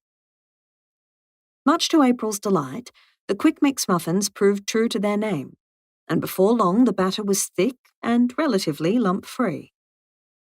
"I don't think there are any eggshells in this batch either," April said proudly. "See, you're getting the hang of this," said Geraldine, in a voice that indicated it was only a matter of time, rather than an unscalable mountain. April heaped the batter into her muffin tin, liking the way it slopped off the spoon in a luscious dollop. "It's quite relaxing, really," Maddie said, giggling as her batter-coated rhubarb cubes landed with a satisfying plop. With Geraldine's gentle encouragement and Maddie's easy tween chatter, the kitchen was an enjoyable place to spend an afternoon. But April couldn't help wondering what had made Connor so jittery. "Did he just put his muffins in the fridge, not the oven?" April followed Maddie's gaze and chuckled as the 12-year-old ribbed him about the mistake. By the time they'd packed up, the muffins were ready to come out of the oven. "Not bad," April said, admiring the baked goods as they tumbled out of the tins and onto the cooling rack. It felt like sacrilege to take a perfectly formed oven-warmed muffin and crack it in two, and the height of decadence to add butter to something that already contained more calories than sin. But Geraldine was right, April concluded, melted butter running down her chin as she bit into one. They truly were heaven on a plate. Unlike the rest of the students, Connor didn't linger, saying a quick goodbye before making a hasty exit. "Something's not quite right," she said, intercepting Geraldine's worried look at the door. "No," Geraldine agreed, mopping up the pool of melted butter on her plate with the last morsel of muffin.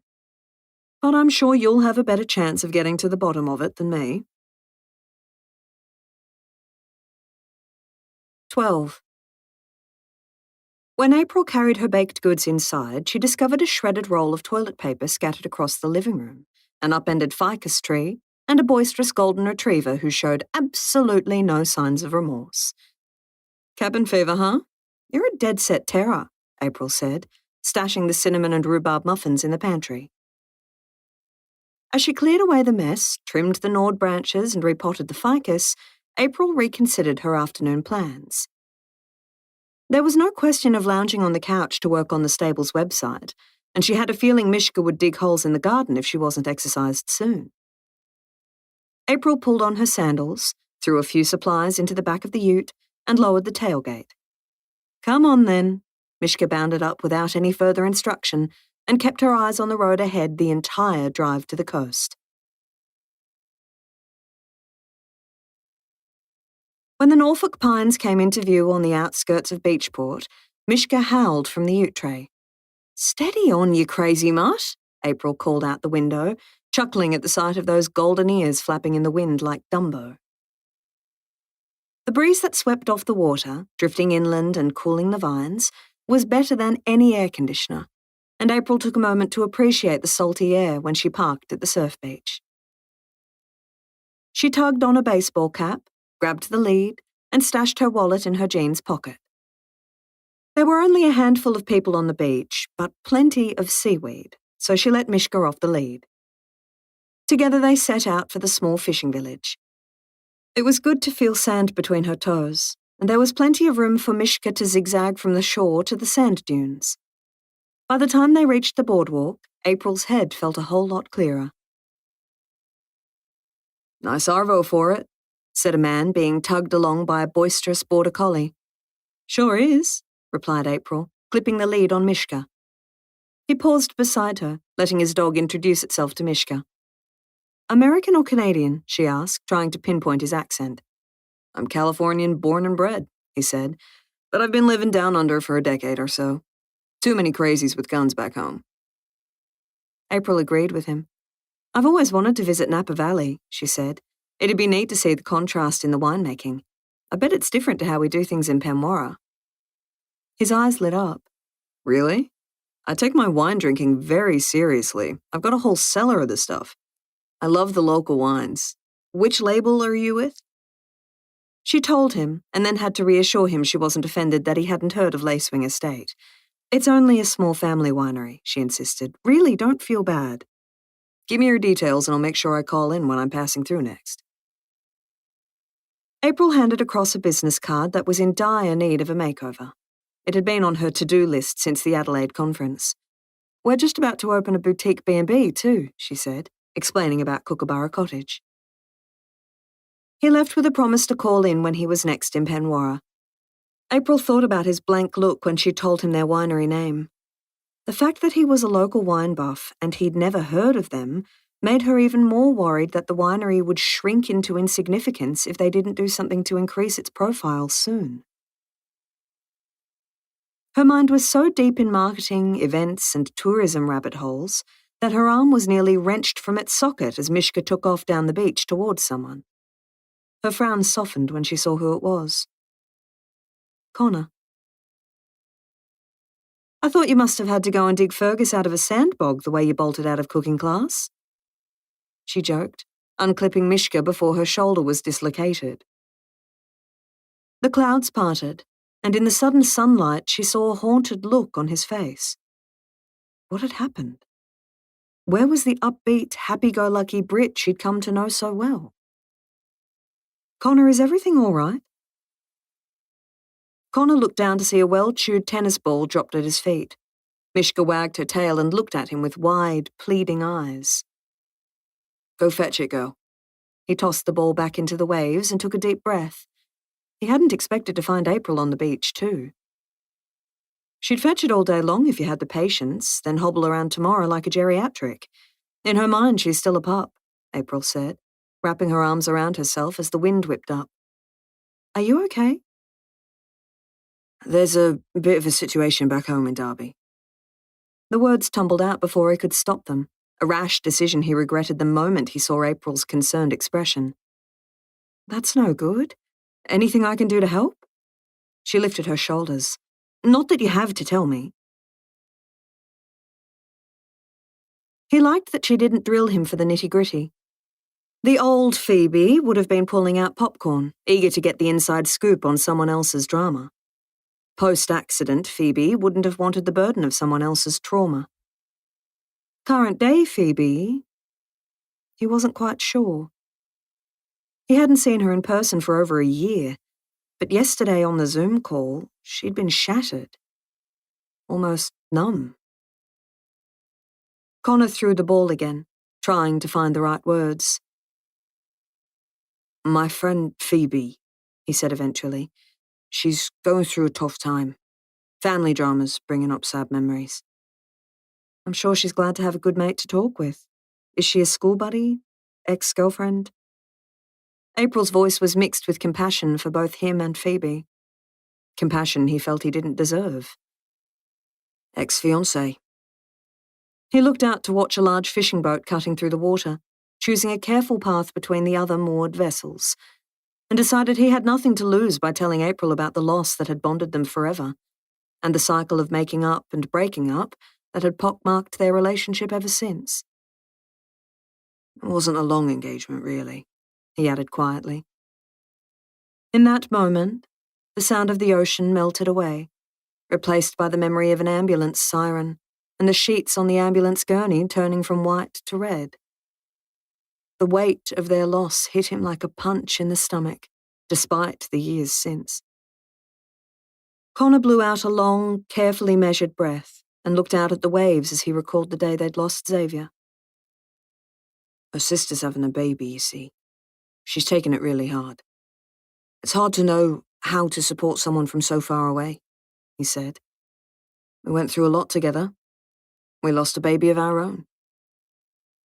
He looked at her again, trying to work out why he'd told her about Phoebe's and his miscarriage, when it wasn't something he'd mentioned to anyone else on his travels. That's so sad, April said softly, brushing sand and wet dog hair from her jeans. When you say a lot, I'm guessing there's more. Do you want to tell me the rest? He jammed his hands in his pockets. It's not exactly a heartwarming weekend conversation to raise anyone's spirits. You don't want to. He was glad when Mishka emerged from the surf and shook her wet coat all over them. But who else can I debrief with? Deep and meaningful conversations didn't fit in with the easy banter between him and Fergus. And Heidi, his usual sounding board, felt a million miles away. It's not a good story, he said finally. Understatement of the year. I'm all ears if you want to share, April said, throwing the ball back into the water for Mishka. Don't feel you have to, but sometimes it's the stories we don't tell that weigh the heaviest. April wasn't sure what surprised her the most, the details Connor had just shared, or the fact that he had trusted her enough to share them with her. We weren't planning to have a baby, he continued, his eyes on a cray boat that had pulled up alongside the jetty to refuel. Mid-20s, we were more about mini breaks, music festivals, and earning our stripes at work. Me as a winery cellar rat, and Phoebe on the graveyard shifts at the hospital. She picked up a stomach bug at Glastonbury and couldn't keep a thing down, including her pill, we later found out. April glanced across at Connor. Up until now, she'd thought of him as an adventurous guy racking up a few stamps on his passport, who shared her love of jazz, and ineptitude at cooking. You never really know what someone's been through. Connor continued, watching the commercial fishermen unload their catch. We weren't sure what to do about the whole baby situation, to be honest. We still thought it was the height of sophistication to host a dinner party that didn't involve drinking games, so a pregnancy was like being handed a live grenade. There was a time limit, and no end of repercussions whichever way we handled it. Phoebe and I went to the clinic, but... Connor trailed off. There was a picket line outside, a heap of pro-life activists. I mean, what are the chances? April felt a wave of sympathy for him. Such an enormous decision. Her worries about the bed and breakfast and tasting room makeover felt ridiculous in comparison. It just felt like a sign, a sign that our decision was the wrong one. Mixed emotions flitted across his face, and I was the prat who convinced her that we should make a go of it. The dog bounded into the waves again, emerging from the water a little slower this time. She was finally tuckered out and nestled her way in between April and Connor. Connor's hand went to Mishka's damp muzzle, gently tracing the outline of her eyes and nose as he considered which part of the story to tell next. April picked up a clump of sargassum seaweed, pulling the rubbery round balls from the leaves. Connor seemed lost in thought again, his gaze fixed on the fishing trawler laden with plastic tubs, his mind far from the southern rock globs to catch on board. And it didn't work out? She asked gently. Connor shook his head, his Adam's apple bobbing. We started looking at all the baby gear. Talked about putting a teddy bear frise on the nursery wall. Then we were driving home from a concert. I'd been performing in London. Phoebe wasn't a confident night driver, but I'd had a few whiskies to celebrate. A lump welled in April's throat. Wet road, ambulance, jaws of life to cut us out of the car, specialists, a whole box and dice. The stress and trauma sent Phoebe into premature labor. The doctors warned us it was too early, and the minute they placed the baby in her arms, I thought they were wrong. I wished they'd been wrong. He was tiny, but otherwise perfectly formed. Connor shook his head, pinching the bridge of his nose. Boy, he was far too young. Xavier didn't survive the first night. As the silence stretched between them, April wondered if it ever got easier to tell, or if he never spoke about Xavier because of how hard it was, and how to respond. I'm so sorry, Connor.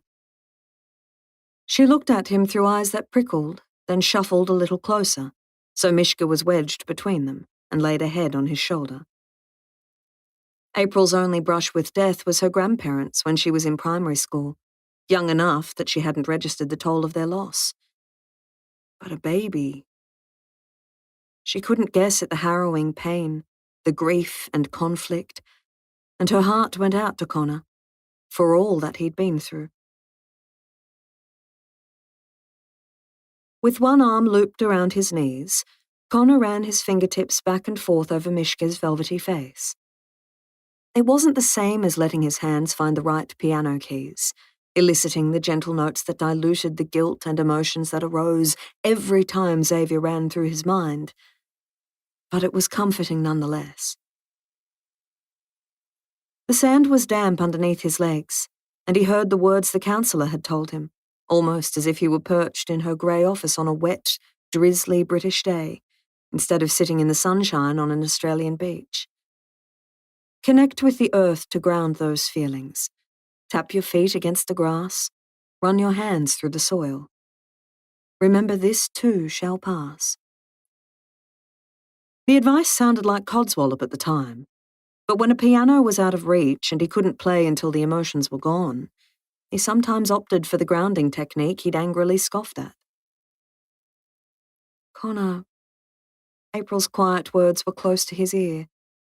It must have been so hard. Connor dug his feet into the golden sand until his ankles were only just visible. He hadn't planned to burden her with this information today.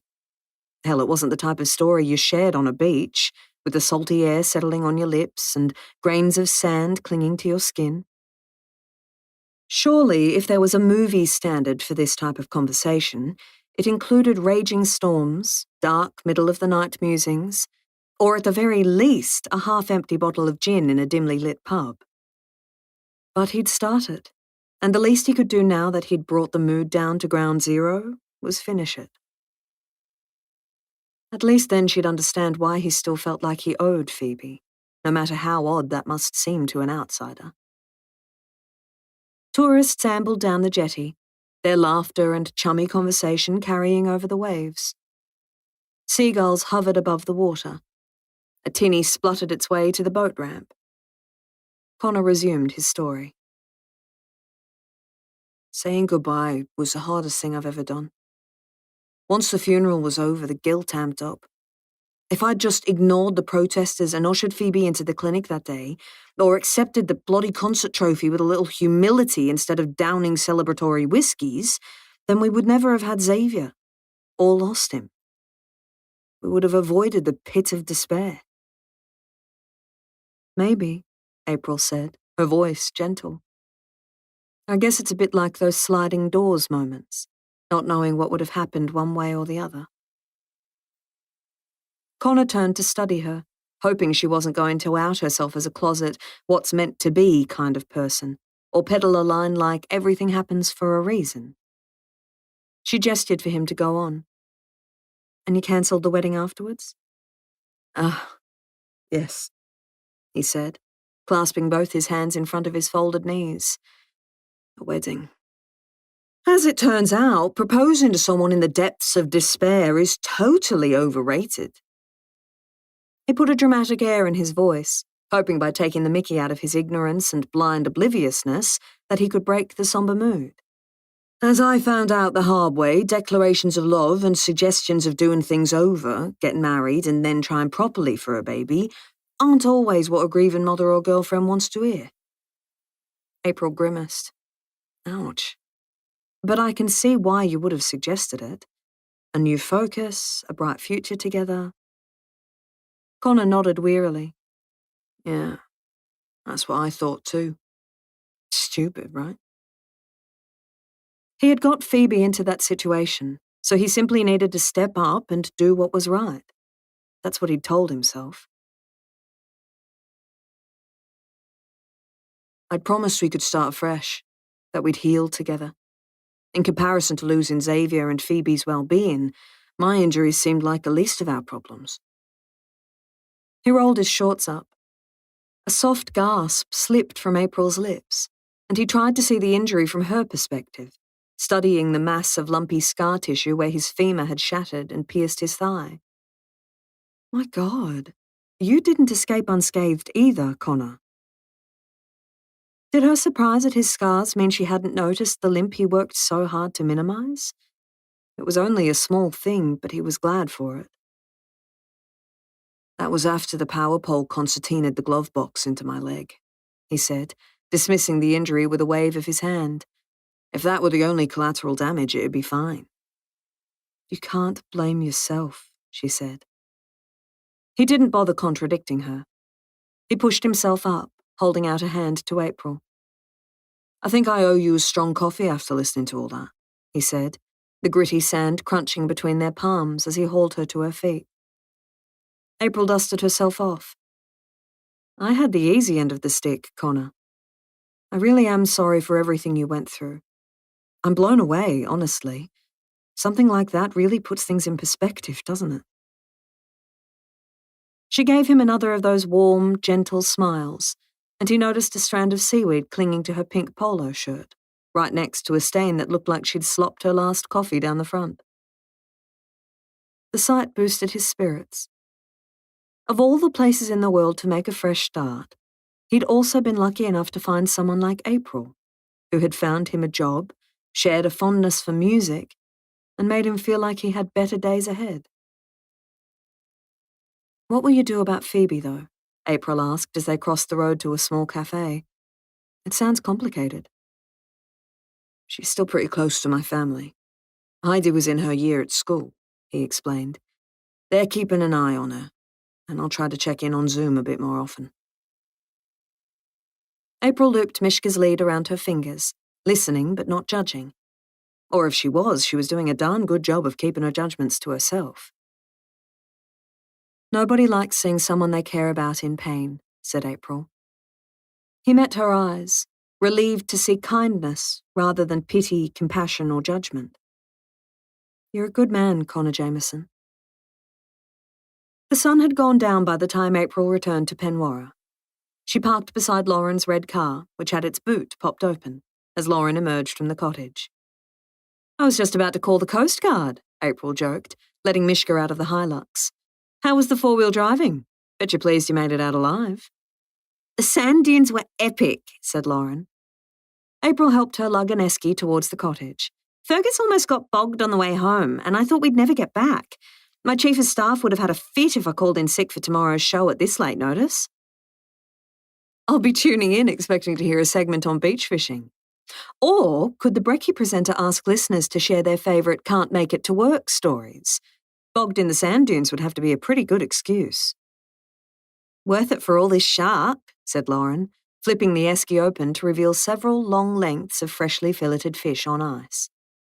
What are you going to do with that? April had never seen so much fish, and although she'd never bought it at the supermarket either, she suspected it would command a fair price. We moved on to mushrooms and muffins in cooking class today, but I'm not sure I'm ready for the challenge of sashimi or fish curry. Her housemate laughed, pulling out a handful of freezer bags and packaging the shark into meal-sized portions. I'll take care of cooking this, don't worry. Fergus said it tastes better after it's been frozen, so we don't have to do anything with it tonight. April nodded, relieved. A bowl of reheated risotto on the couch with a glass of wine is all I've got the energy for, she said, heading to the bathroom. The ache in her hip from yesterday's tumble in the stables had escalated during the afternoon, and as April peeled off her clothes and eased into the steamy shower, she saw the red mark was now a whopping, inky black bruise. Nothing like Connor's injuries would have been, mind you.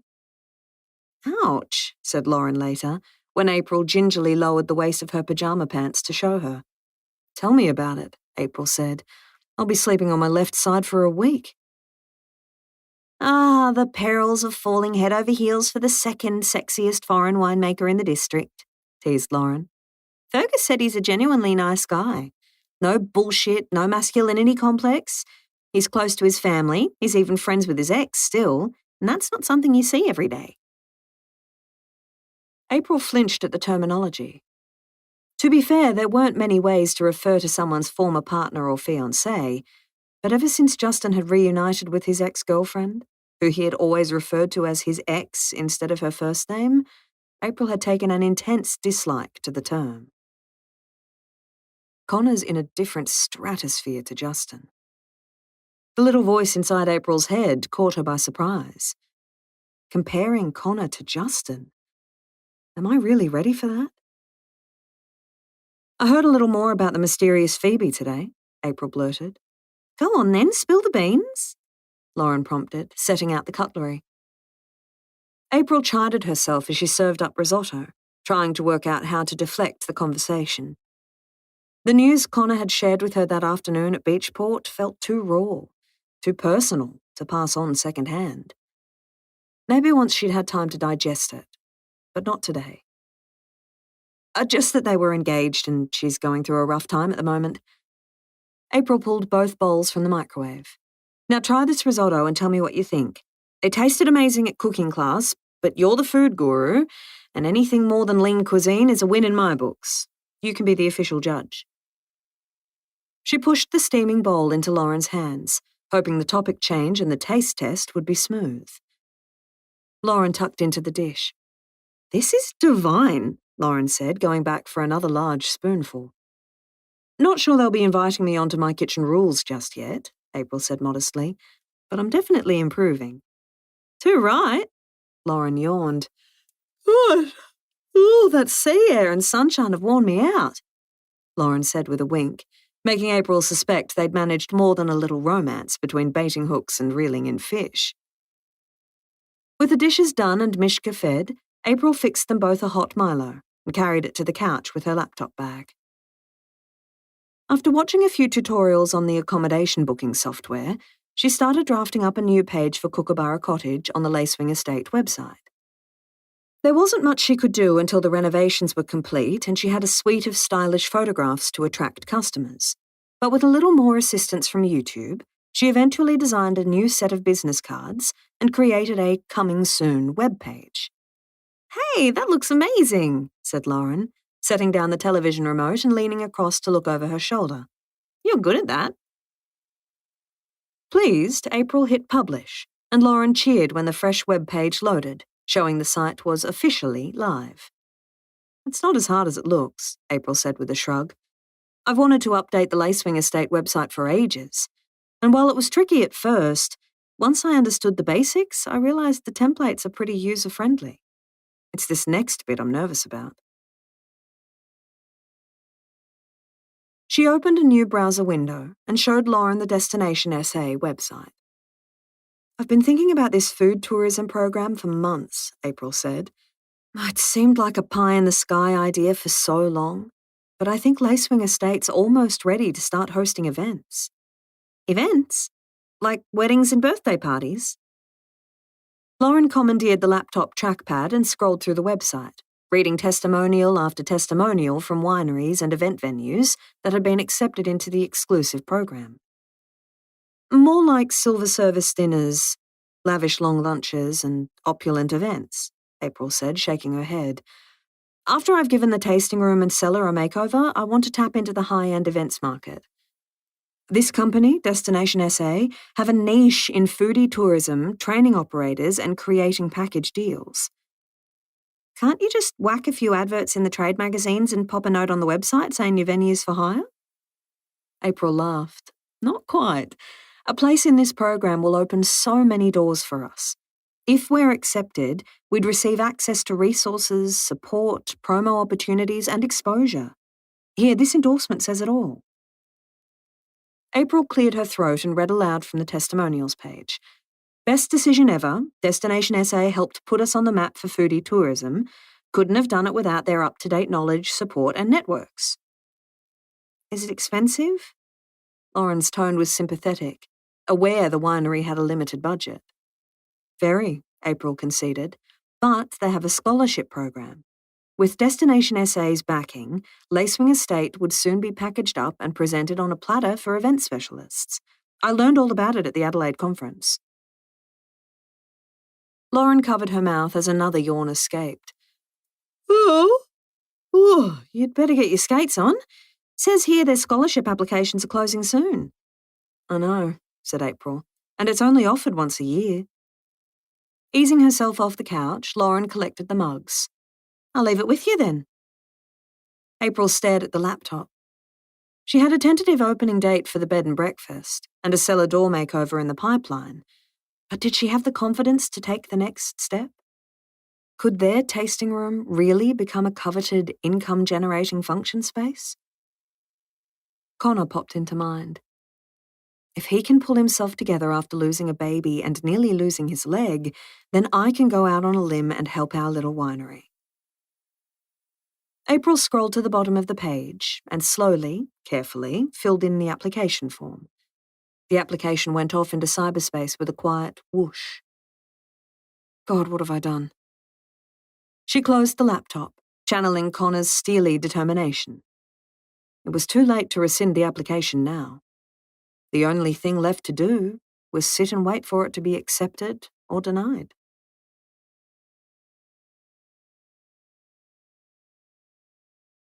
"13. The piano keys felt like they were rising up to meet his fingers, the sheet music in front of him redundant as Connor played from memory.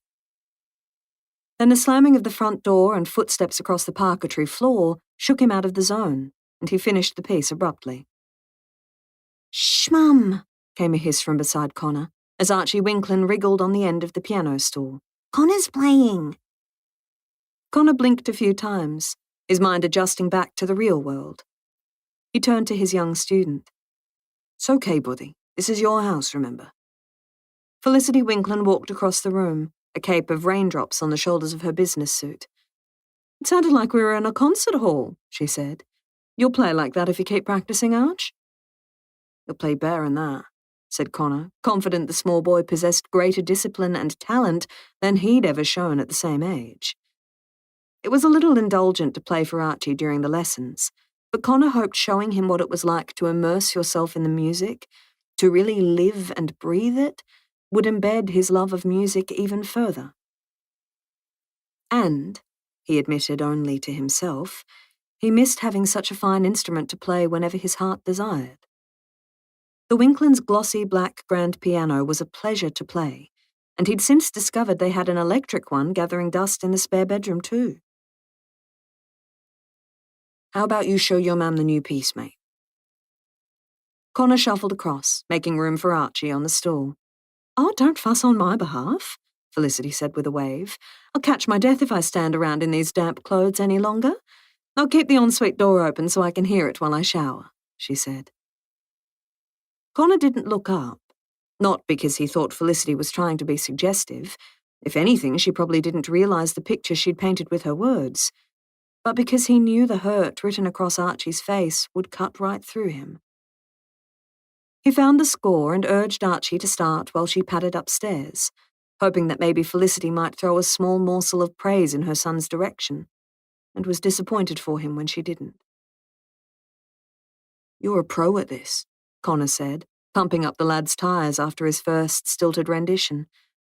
"Perhaps we'll run through that middle section again. Try it like this." After 2 more attempts, the piece still wasn't gelling. He could feel the boy's frustration grow with each error, and his hopes of turning the mood around took a further nosedive when Archie's father, Rupert, strode through the glass atrium, tailored jacket over his arm and laptop bag dangling from his fingers. Archie wilted beside him. They'd never nail it now. "What's the problem? Even from the garage I could hear the timing was off. Start from the start." Connor murmured encouragement so only his student could hear. "Feel the music, Arch. Block everything else out." The boy took a deep breath and plunged into the opening, faltering on the spots that he'd flowed past before and pulling out halfway through the tricky part. Rupert's heavy sigh came from behind him. He walked across to the piano, picking the sheet music up off the stand. "It's not even that complex, Archie, if you just tried harder." Connor looked away. Not getting caught in the middle of his students and employers was one of the first lessons his mum had instilled in him when he began to teach. Sharon Jameson's sage words rose to the forefront of his memory. "If you're in this business long enough, Connor, you'll see every kind of parent, every kind of student, and walk into a whole range of homes. Always remember you're only there for 1 hour, maybe 2 a week. Your job is to teach the music, infect them with a love of piano so deep that it stays with them their whole life, not pass judgment on the students, the parents, or their home life." Rupert cleared his throat, set the music back down, and folded his arms as he waited for Archie to try again, then groaned as Archie missed a note and butchered the melody. "If you'd just put in a bit more effort, Archie, you wouldn't have this trouble. That looks like a simple tune."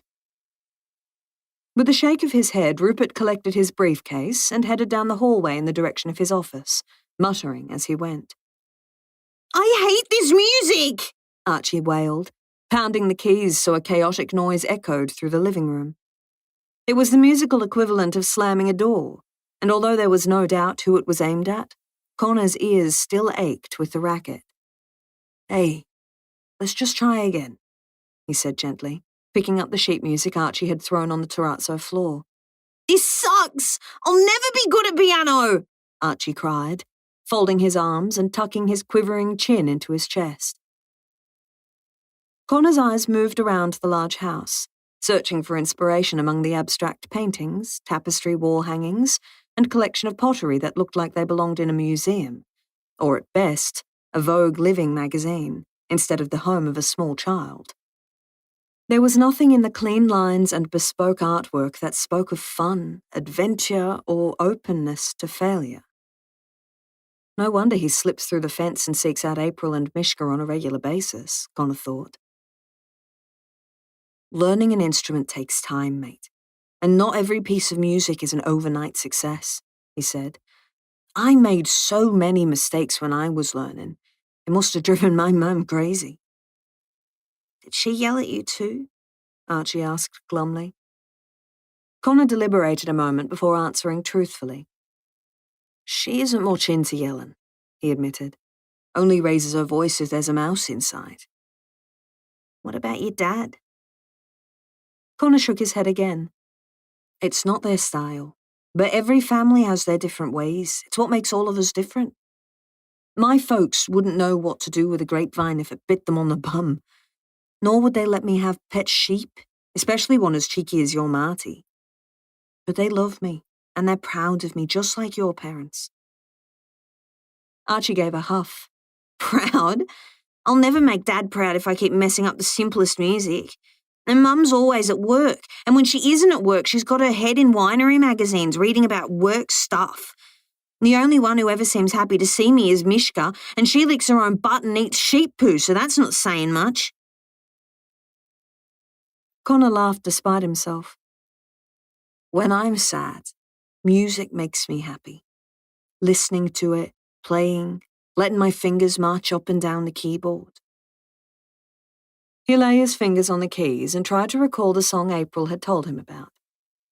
Archie's lips twitched as he recognized the playground ditty about worms. See? Connor played another few bars. I think I'll go and eat worms.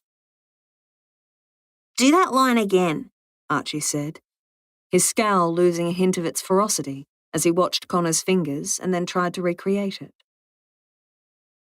While the lesson didn't end on the high Connor usually aimed for, they managed to claw it back to an even keel after Rupert's interruption. Are you heading to April's next, Connor? Want me to show you my veggies? Connor found it hard to refuse the young boy's optimistic request. Give me 5 minutes and we'll go after I've updated your dad.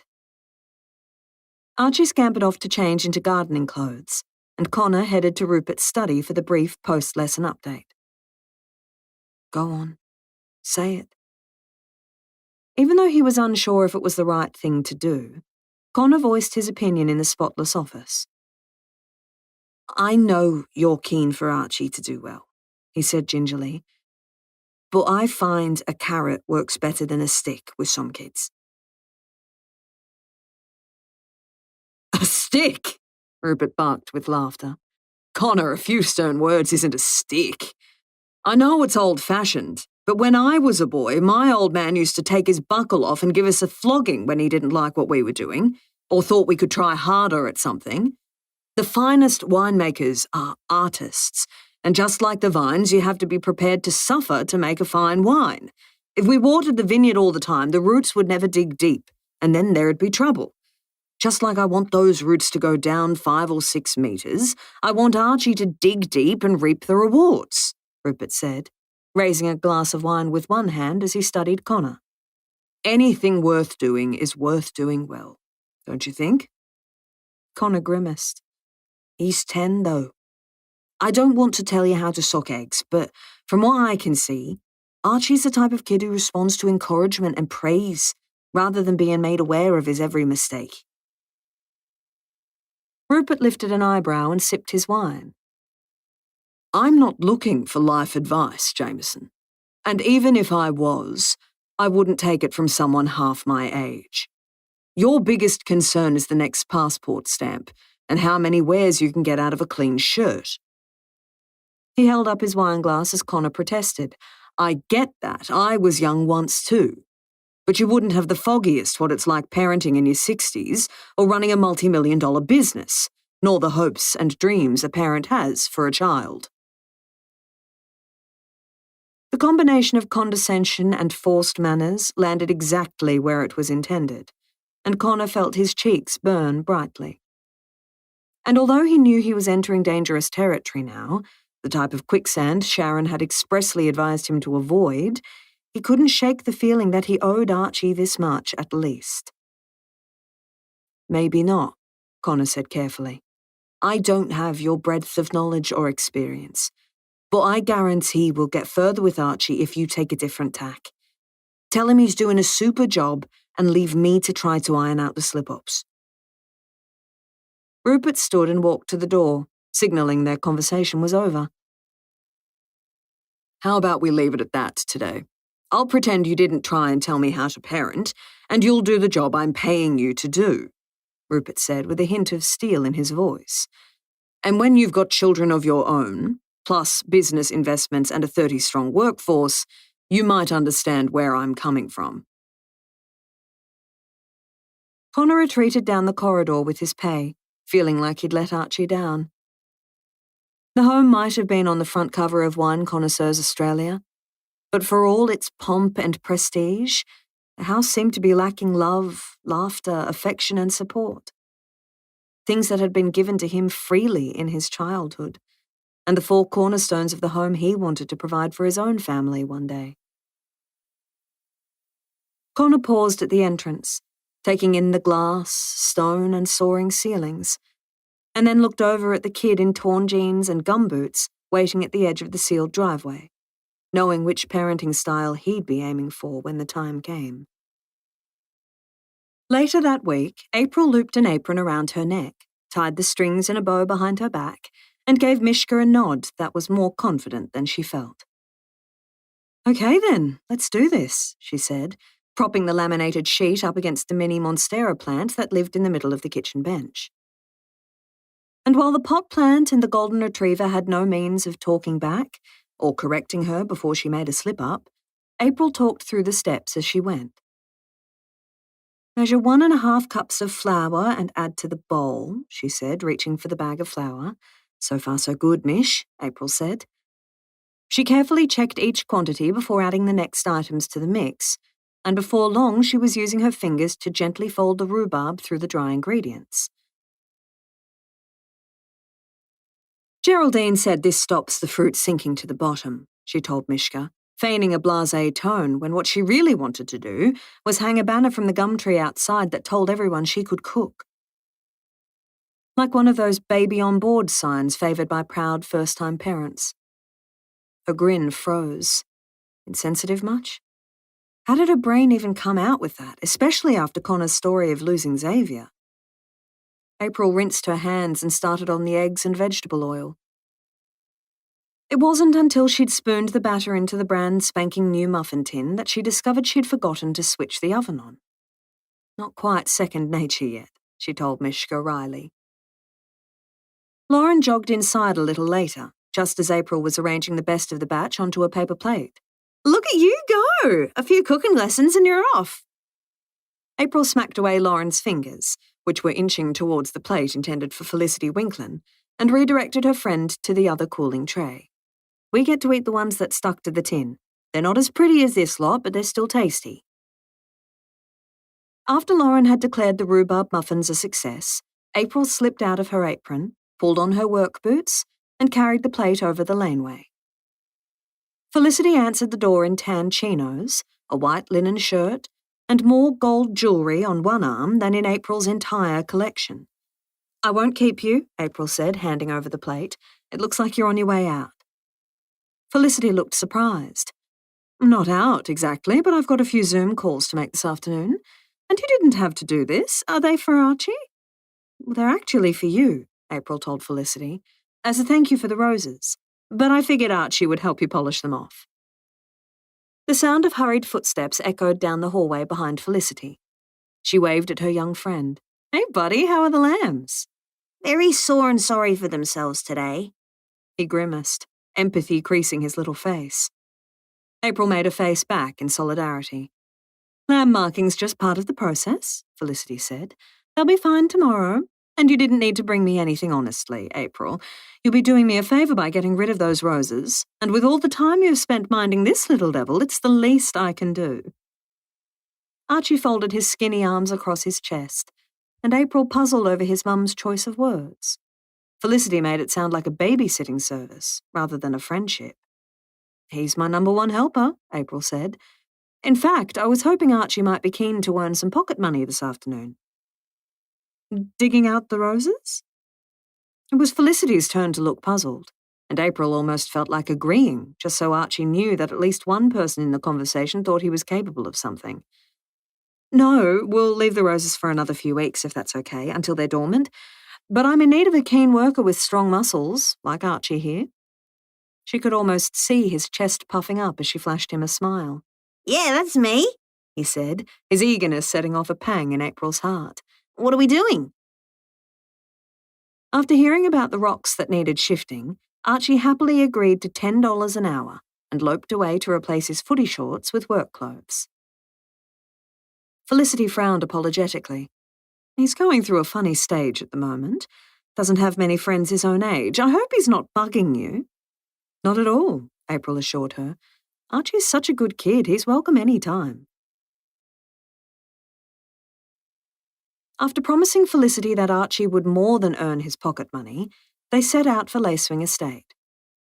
That's a big pile of rocks, said Archie, scratching his head as he looked back at the winery. The cellar door was about half a kilometre from the rock pile. Yeah, but you and I just need to load them into the tractor bucket. We're not carrying each and every rock to the highway ourselves. His relief was palpable, and by the time they'd shifted the pile from the paddock to the main entrance, one tractor load at a time, April knew it was money well spent. Archie headed home and April ducked through the shower, then fired up her laptop as she dried her hair. Her breath caught in her chest at the sight of an email from the Destination SA team. That was quick. Are we in or out? She left the email unopened, eyeing it as she made coffee, then tossed her dusty work clothes into the washing machine and stacked away the remaining muffins. April leaned against the counter, tapping the edge of the coffee cup with a dirty fingernail, and stewed on what the email might say.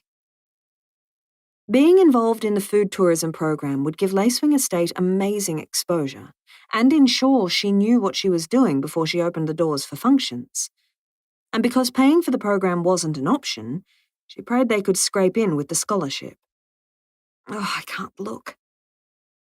It was only when she'd done the dishes, cut 3 juicy stems off the Monstera plant and set them in the windowsill for maximum propagation conditions, texted a photo of the shifted rocks to Connor, and hung out the load of laundry, that April allowed herself to open the email. Yes, she whispered. Mishka whimpered.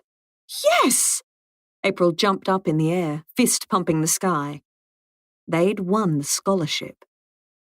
Opening her notepad, she flicked back through the ideas she'd brainstormed and jotted down the key dates for the course materials and webinars. If Lacewing Estate was going to host long lunches, degustation dinners, and high teas at their winery, they'd definitely need to fancy it up a little first. She looked out the window to the winery and then across to the mud brick house where her father and Fran lived. There was also the small matter of breaking the news to them. How could they be anything but happy about it? Surely they'll also see it as a step in the right direction. April glanced at the calendar. She didn't have much penciled in for the days ahead, apart from working on the stables with Gordon, but her folks had an anniversary getaway scheduled later in the week. She'd made up her mind. I'll tell them Saturday. They'll be in a good mood after a romantic night away. Their absence would also be a good chance to make a start on the cellar doors mini makeover. With Lloyd and Fran away, it would be just her and Connor in the winery. Even though she tried to stop it, April's imagination jumped ahead, and she caught sight of her smile in the window's glassy reflection. It was as appealing as it was impossible. But is it impossible, though? Or was it time to trust again? Connor had wondered if things would be awkward between him and April after their conversation at the beach, feared she'd look at him differently now she knew he'd been to blame for the death of his son. But to his immense relief, the week had passed without a hitch. She'd seemed happy to see him when he bumped into her around the winery, and if anything, she sought him out more throughout the week, not just the afternoon they worked together at the cottage. He arrived at work on Thursday morning, locked his car, and strolled into Lacewing Estate with a plastic container of slightly overcooked muffins. How good do they look? April said, appearing from the tea room with an armful of painting supplies. I'd call you a teacher's pet if I hadn't done the exact same thing this week too. Oddly satisfying, isn't it?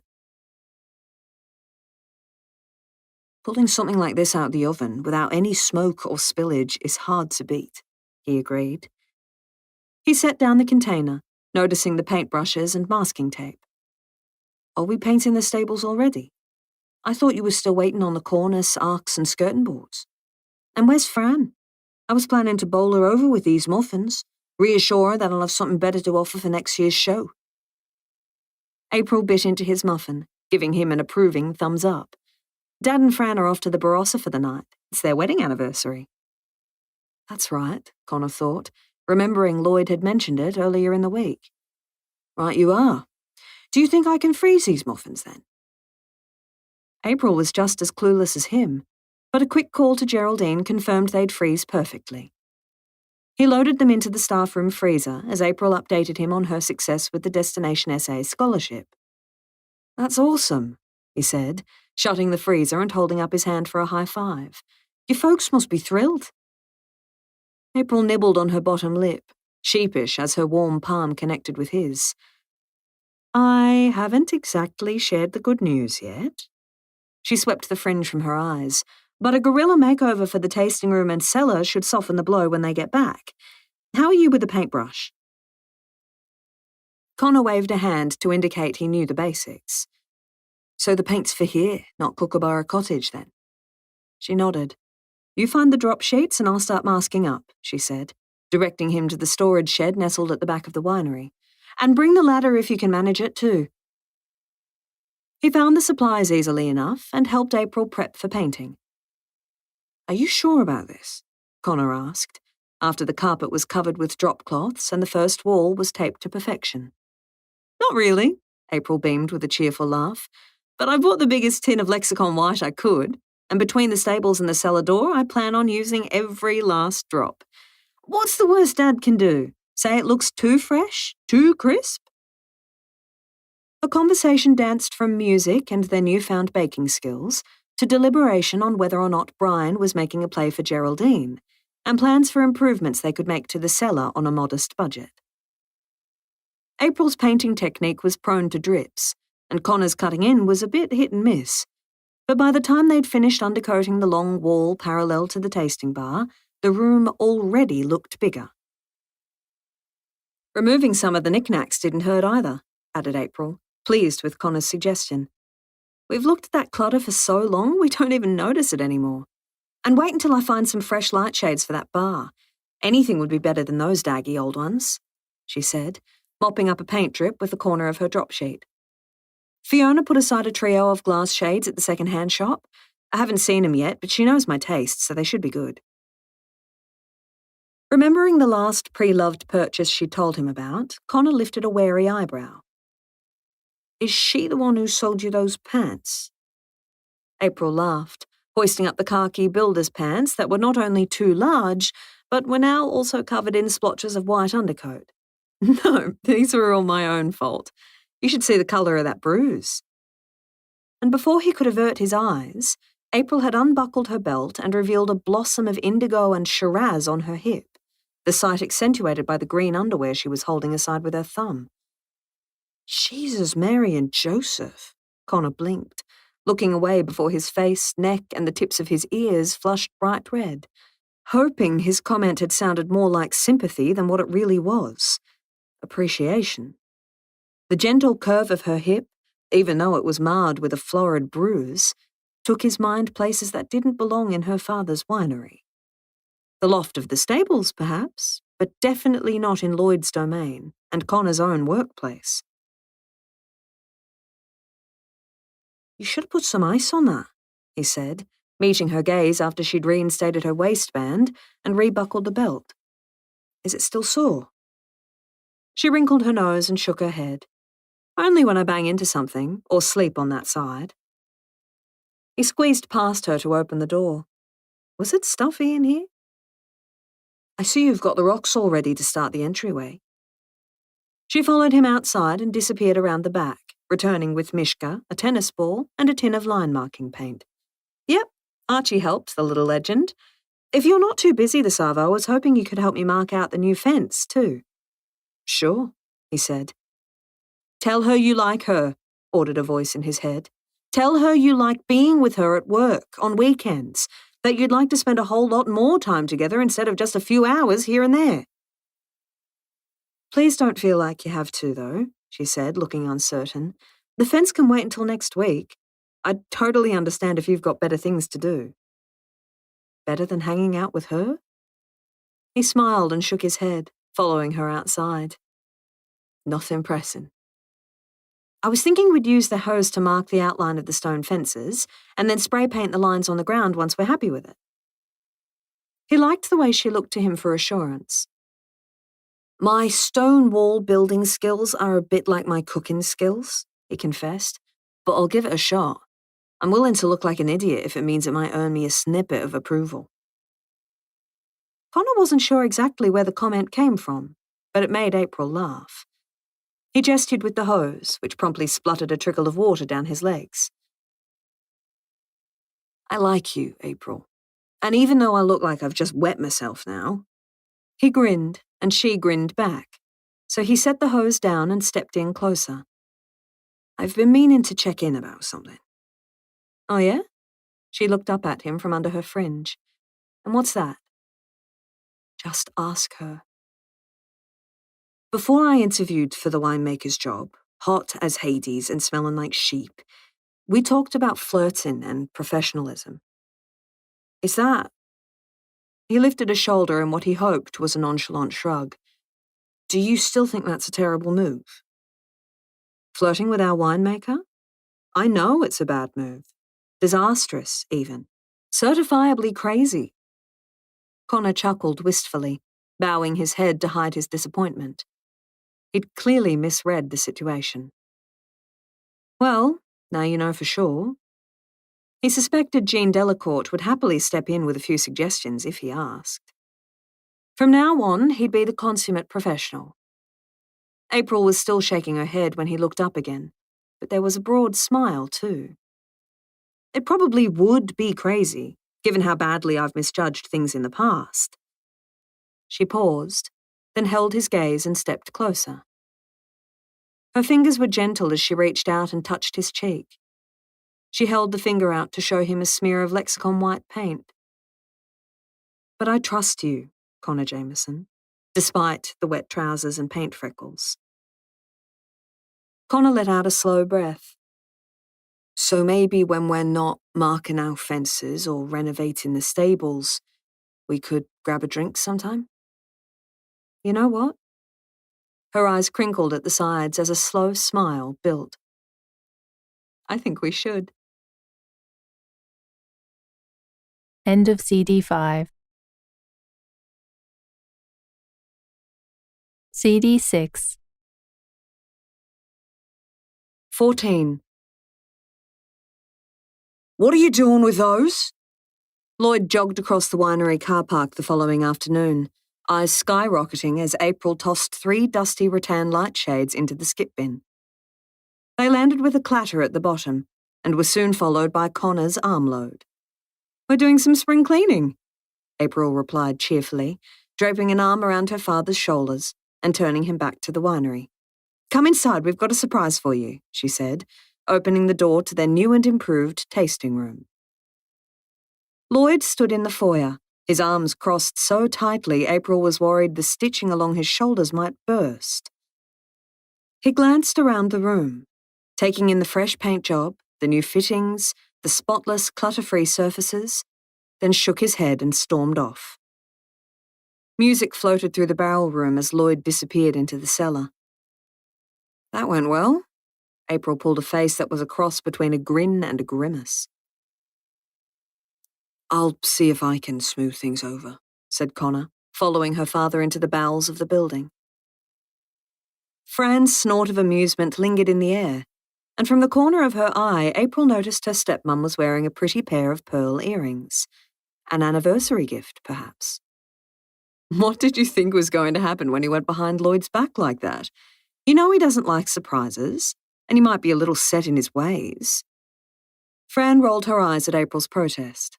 Okay, perhaps he's quite set in his ways, but he probably spent weeks choosing the light fittings and that beige paint. But this looks so good, Fran. How could anyone argue with snowy white walls and modern glass pendant lights? They were brand new in the boxes at the op shop. Fran cast an appreciative eye over the updated space before giving April a rueful look. I'm not saying they're bad decisions, just that new things scare your father. You can't put the juice back in the grapes, so give him time to get used to it. April swallowed. Probably not a good moment to mention their acceptance into the Destination SA program.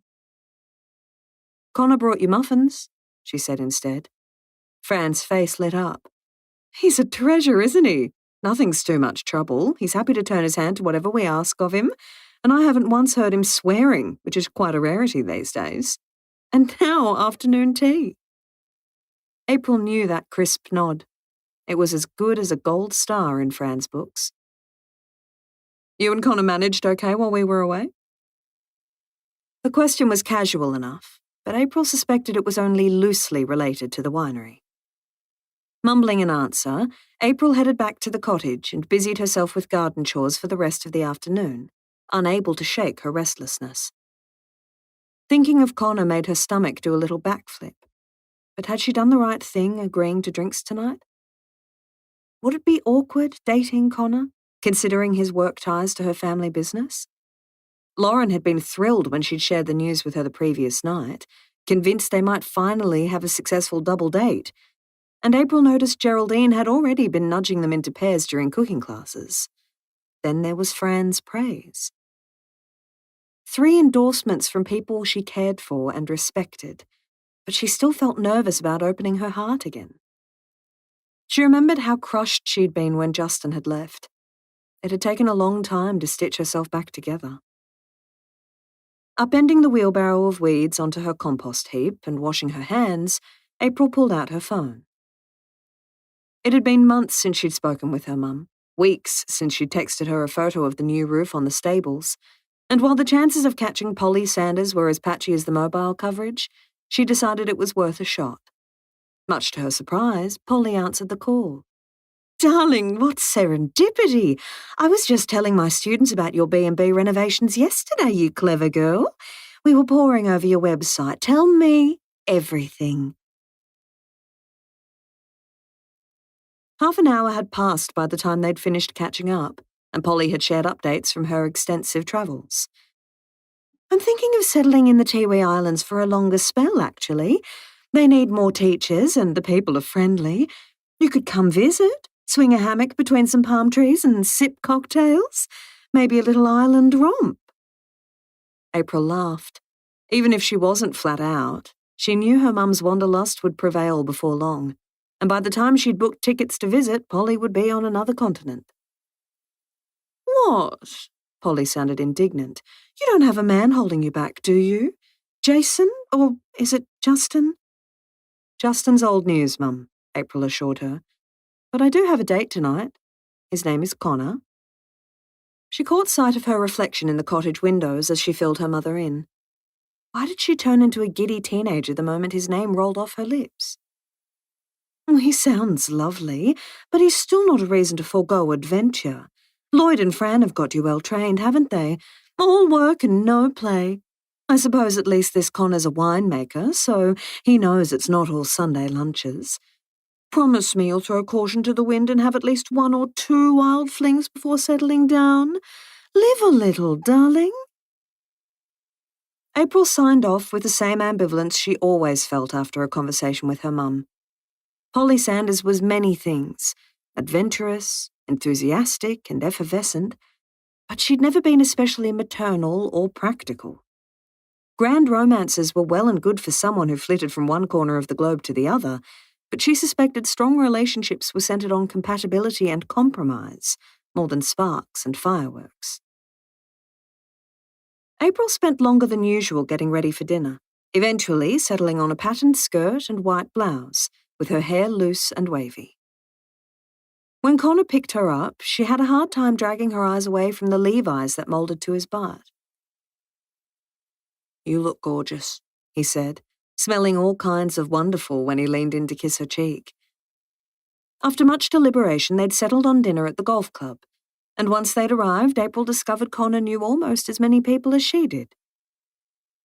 Jean's eyes are practically out on stalks, she whispered as they chose a table beside the sheet-covered piano. Brace yourself, she's heading our way. Fancy seeing you at the 19th hole, said Jean, surprise on her face. I would never have picked you two as a couple. Oh, we're not. Connor reached across the table and grabbed April's hand, cutting her off.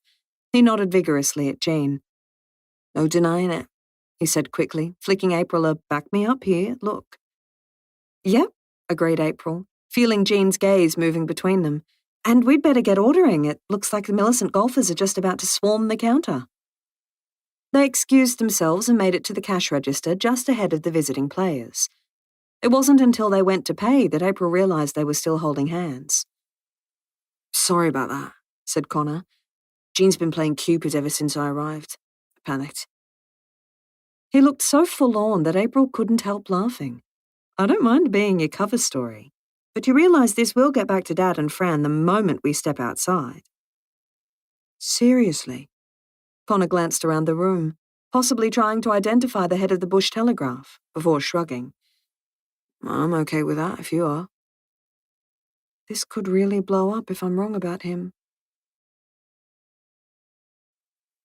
April closed her eyes for a moment, willing herself the courage to trust that things would work out. He squeezed her hand gently, and she realized his heart was every bit as vulnerable as hers. Let's do this, she said, leading the way to their quiet table for two. As they'd expected, Geraldine's fare was delicious, and it felt like no time had passed before Connor was dropping her back to the winemaker's cottage. Mishka ran rings around them the moment April unclipped her from the kennel. We could open a bottle of wine, she suggested, feeling shy all of a sudden. Connor's eyes dipped to her lips, then moved slowly up to her eyes again, and the sweet flush he got when he was flustered skimmed her cheeks. I'm not sure I could stop at one glass. I don't think we should rush this. His voice was low, and though she couldn't quite see the longing in his eyes in the darkness, it was clear in his voice and in the way his hand caught hers. April stepped in closer. Her lips brushed his, and Connor's free hand wrapped around the back of the neck, gently pulling her to him. Why did I wait weeks, months, to act on this attraction, she thought, leaning into the kiss. She was pleased she wasn't the only one a little breathless when they finally broke apart. If Jean's going to be spreading the word, we may as well give the town something worth talking about, right? April tilted her head upwards and kissed him again. Slow is good, though, she agreed. I'm not in any hurry. April was too wired to sleep when Connor left, and after an hour of smiling at the ceiling, she pulled on her work jeans and slipped outside quietly, so as not to wake Mishka, who sounded like she was chasing rabbits in her sleep, nor Lauren, who had got home late and collapsed into bed after a hectic day at the radio station. Apart from a hooting owl and the wind chasing fallen leaves, the jangle of April's keys was the only noise in the vineyard. With her phone torch wedged between her teeth, April let herself into Kookaburra Cottage, breathing in the sawdust and fresh timber, imagining that amongst the new scents she could still detect a hint of hay and dubbin. The portable floodlight flickered on with the push of a button, and April perched on one of the sawhorses that was the perfect height for both cutting timber and admiring their progress. And as she studied the pile of leftover floorboards that Connor had neatly stacked, and the tin of Lexicon white paint they'd carried back once the final coat was done in the winery, April felt a sense of achievement that she hadn't even realized she'd been striving for. Calls from magpies, kookaburras, and cockatoos filled the air, and it pleased Connor to have the company of their songs on his morning lap of the foggy golf course. Fat droplets of water rolled off the eucalyptus leaves and down the neck of his jacket as he passed Geraldine's driveway. A cool breeze had arrived at the start of the week, and the rain had become more frequent, but it was the fog that felt like the harbinger of winter. Connor arrived back at the rental to find smoke pouring out of the chimney, which was much better than the windows, but still rather alarming. Do I need to call the fire brigade? Fergus appeared with an armload of firewood, stomping his damp boots on the wire doormat before following Connor inside and stacking the wood by the hearth. Not sure this thing's been lit since last winter. Should settle down soon. Over breakfast, Fergus reminded him about the fishing trip he'd planned for them the following weekend. Are you in or what? It's loads of fun, and this time of year we should have the 10 Mile all to ourselves. We still have a freezer full of fish from your last expedition, Connor said. And my holidays as a kid were more about music camps and touring orchestras, not tents and hiking. So I'll probably be about as much use at fishing as my Camry will be over the sand dunes. Simply warning you in advance. Fergus wasn't deterred and clapped him on the shoulder. You'll love it. Lauren's invited April too, in case that makes it more appealing. You two have been going out for a few weeks now. Camping will be a good test. Things all right? Connor knew his cheeks would betray him if he acted nonchalant.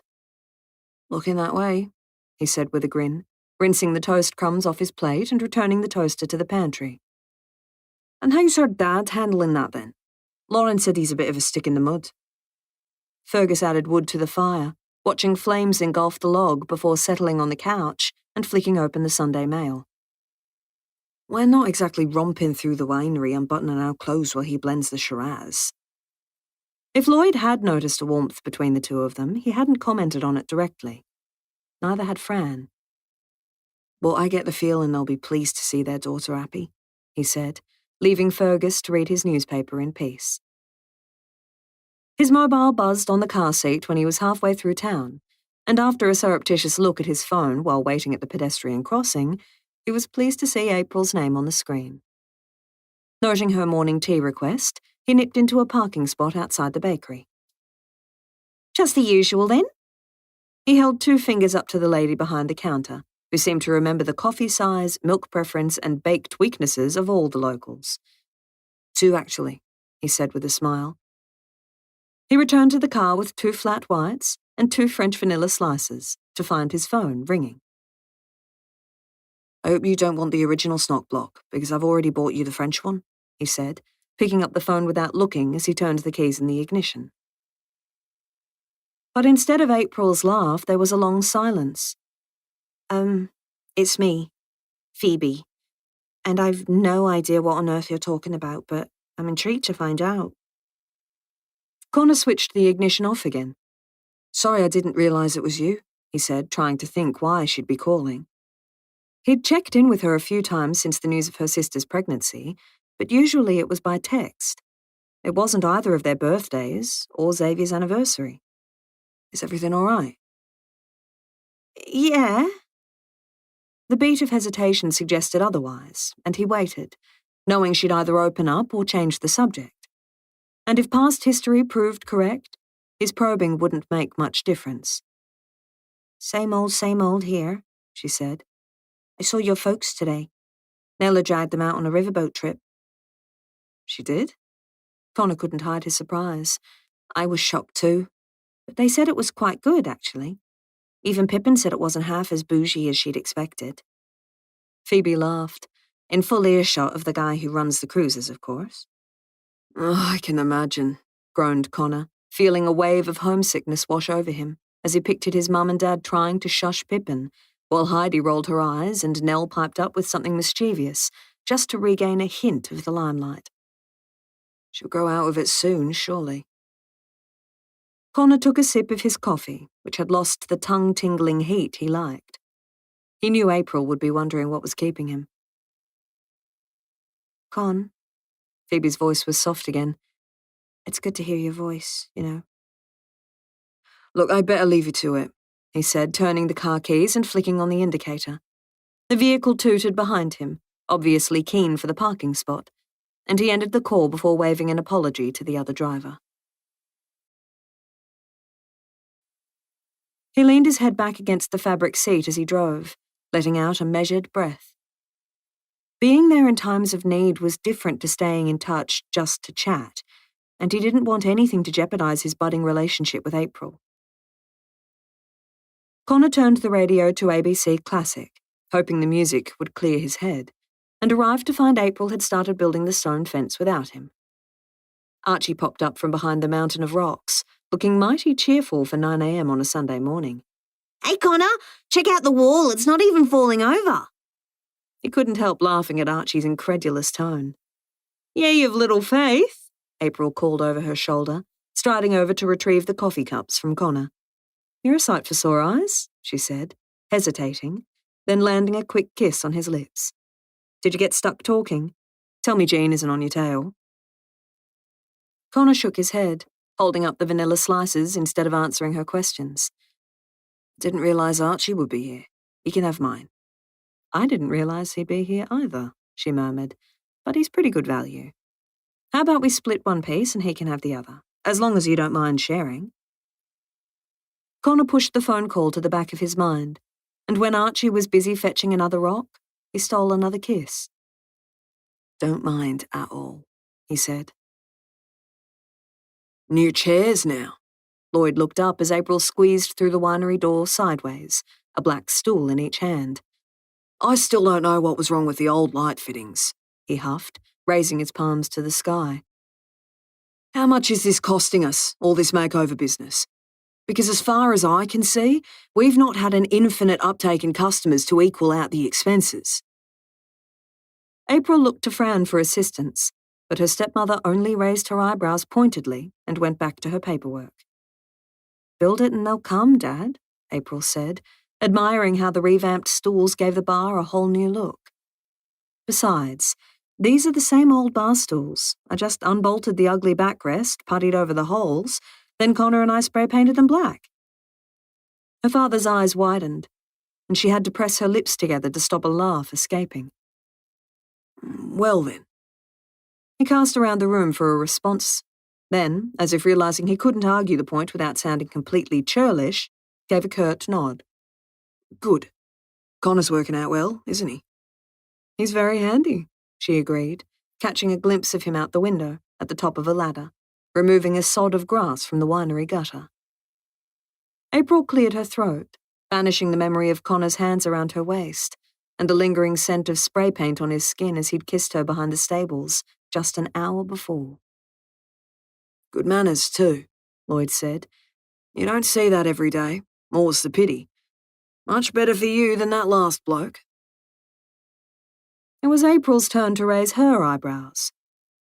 Her father had never weighed in on her love life, and she wasn't quite sure how to take it. As he headed to his office, she realized it would be a good time to mention the Destination SA scholarship.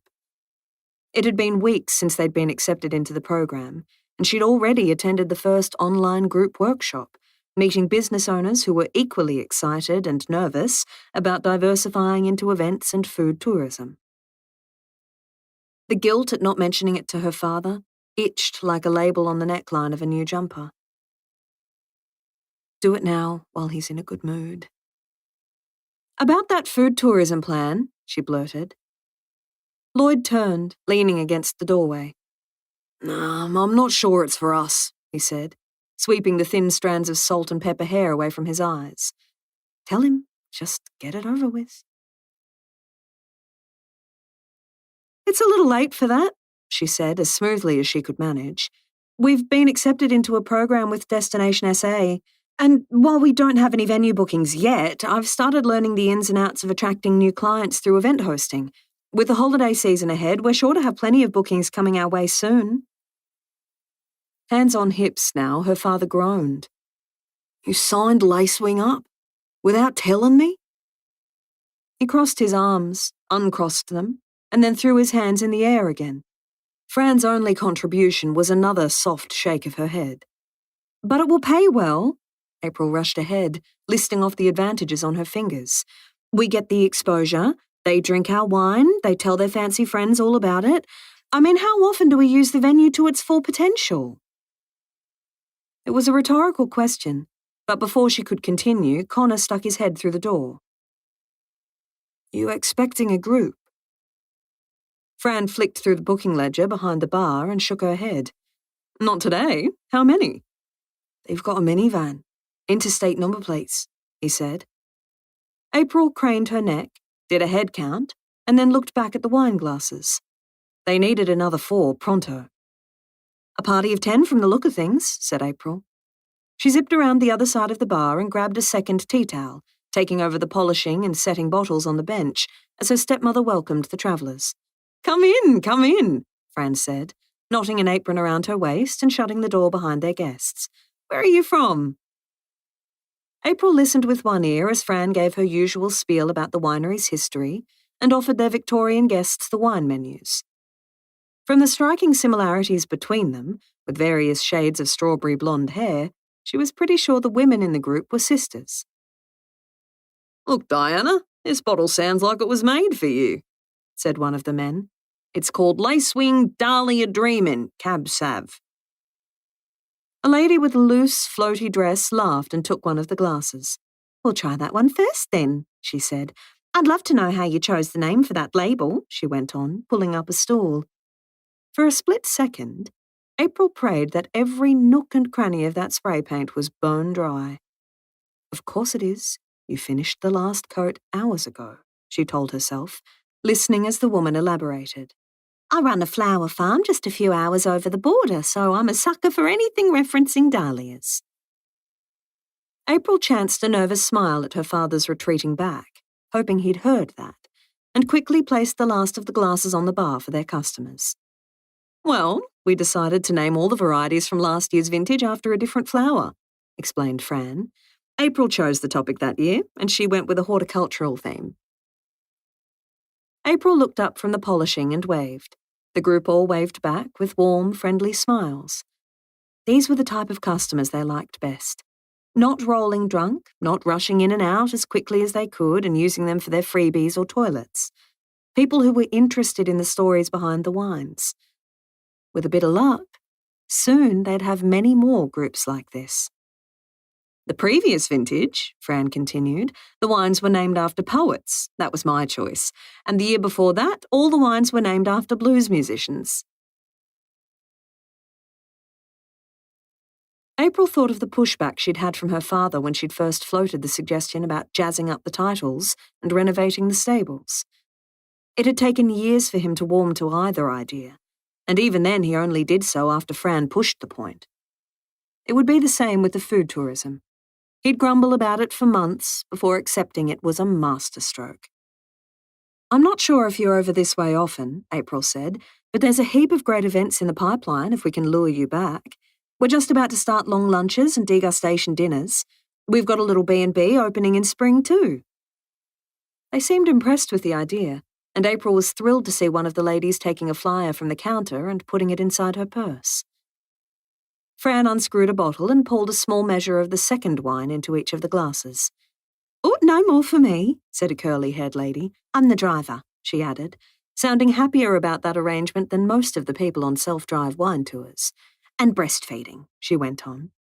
It was only then that April noticed a pram in the corner. "Oh, what a sweetheart," Fran said, moving around the bar to coo at the baby. April gave the newborn a cursory smile and tracked Lloyd down in the barrel room. She spent the next 2 hours explaining what the program entailed, walking him through the modules and online workshops she would attend, and the opportunities she hoped would come their way with the backing of Destination SA. The Victorian minivan was gone by the time April strolled out of the winery that afternoon, and though her father's feathers were smoother, they weren't completely ruffle-free. "When did we get new business cards? Whose winery is this, anyway?" He headed home in a huff, but not before April saw him admiring the start of the new stone entryway. "Have a good weekend, April," Fran said when it was time to close up. "And thanks for your help with the McIntyre family. They were more interested in the long lunches than I'd imagined." "Well, if you happen to be talking to Dad about the Destination SA thing over the weekend, can you put in a vote of confidence? Tell him how keen those customers were." Fran locked the cellar door behind her, pocketing the keys. "I'm not going to be the meat in the sandwich, April. Never was, never will be." She softened, giving April's arm a quick rub. "But if he happens to mention it, I'll remind him that you're an adult, and quite possibly he should have a little more faith in you." April felt lighter as she walked between the rows of vines, past the gnarled trunks her grandfather had planted. Kookaburra cottage looked nearly complete from the outside, and wasn't far off being done on the inside, too. When Lauren and Fergus arrived for a pizza night, she and Connor gave them a tour of the worksite. "Snazzy as," said Fergus, running his hands along the paddock rock walls, which glowed in the afternoon sun. "I could see myself chillin' in that bathtub, a lovely lassie soaping my back and feeding me grapes." "Steady on," Lauren laughed, her hand nestled in his jeans pocket as they walked back to the winemaker's cottage. Despite all the pizza they'd made, by 9 p.m. there were only crusts and one lonely pizza glad-wrapped for leftovers. "Told you there was no such thing as too many toppings," said Lauren, clearing away the last of the dishes later that night. "What type of monster are you, April, to suggest such a thing?" Fergus carried the bottle of Chardonnay to the table and topped up their glasses. "She's the type of monster that loves spreadsheets and weeding and puts Vegemite on hot cross buns," giggled Lauren, throwing her a cheeky look. She'd had a glass or two more than her normal quota and was well on her way to tipsy. Connor shook his head. "You Aussies and your Vegemite. It definitely doesn't belong anywhere near sweets." After a long debate on Vegemite versus Marmite and Milo versus Ovaltine, the talk turned to the following weekend's beach fishing trip. "There's something magic about sleeping under the stars," sighed Lauren, curling her legs underneath her and nestling into Fergus. April didn't miss the look that passed between Lauren and her Scottish sweetheart. It was so intimate she had to look away. "Are you sure we won't be intruding on your romantic getaway?" April teased, getting up from the couch and changing the music playlist. "The more the merrier," Fergus insisted. "We'll have a campfire on the beach, catch a few fish, tear up and down the sandhills. Even if it's raining, it'll be a hoot." April smothered a yawn. She cleared the glasses from the coffee table, and although one part of her brain was already campaigning for pajamas and sleep, the other was curious about how the night would end with Connor. Would this be the night he'd sleep over for the first time? She stole a look at him as she stacked the glasses in the sink. Every time she'd thought of Connor these last 2 months, it had been with an extra layer of respect and compassion, knowing what he'd been through and the way he'd allowed himself to be vulnerable in front of her. He pulled his keys from his pocket. Manners, indeed, she thought, following him outside. Taking it slowly was a novel concept, but if they continued at this pace for much longer, they'd self-combust, she was sure of it. Mishka raced outside after them, intent on the flowering gum at the edge of the yard. "Nice night," she said, leaning in to kiss Connor's cheek, feeling the silky smooth, just-shaved jaw. "Good pizzas, though not in the same league as your quiche," he said, turning his head slightly so their lips met, his hands going to her waist. Even the hard ground between the vines was looking appealing. Legs wobbly, she stepped away, taking it slowly, taking it slowly. April repeated the phrase like a mantra, hoping it would deliver her the strength she needed to keep her from unbuckling his belt and... oh, lordy. That type of mental imagery was not helpful. With the very last vestiges of her self-control, she whistled for Mishka. "See you at cooking classes tomorrow then," she said, one hand on the front door handle and the other on Mishka's collar. "Can't wait," he laughed, beeping his car unlocked and looking every bit as conflicted about leaving as her. Connor would never have considered making his own vanilla slice, but with Geraldine at the helm of the cooking class, showing them how easy it was to make custard, and the steps needed to make it firm enough for homemade vanilla slice, he almost imagined that one day he just might attempt it. "Of course, the team at the local bakery would probably prefer you didn't," Geraldine said with a wink, lifting her wooden spoon from the saucepan and showing them how the custard had thickened. "It's hands down their best-selling product. But like so many of the things we relegate to the too hard basket, there's magic in the making. And sometimes when you're sick of staring at a computer screen or pulling weeds or blending wines, you might get the urge to cook something intricate. Something that you know, well before you start, will take a good few hours of your attention." "I'm just happy if it's edible," called April, getting a laugh from her fellow students. It was their second last cooking class, and Connor could already tell they'd both miss their group, as well as the routine of the regular lessons and the way Geraldine made the steps feel easy and achievable without a hint of condescension or impatience. I hope you're planning a refresher class early next year so we can all brush up for the Penwara show, Brian said, a fondness in his voice.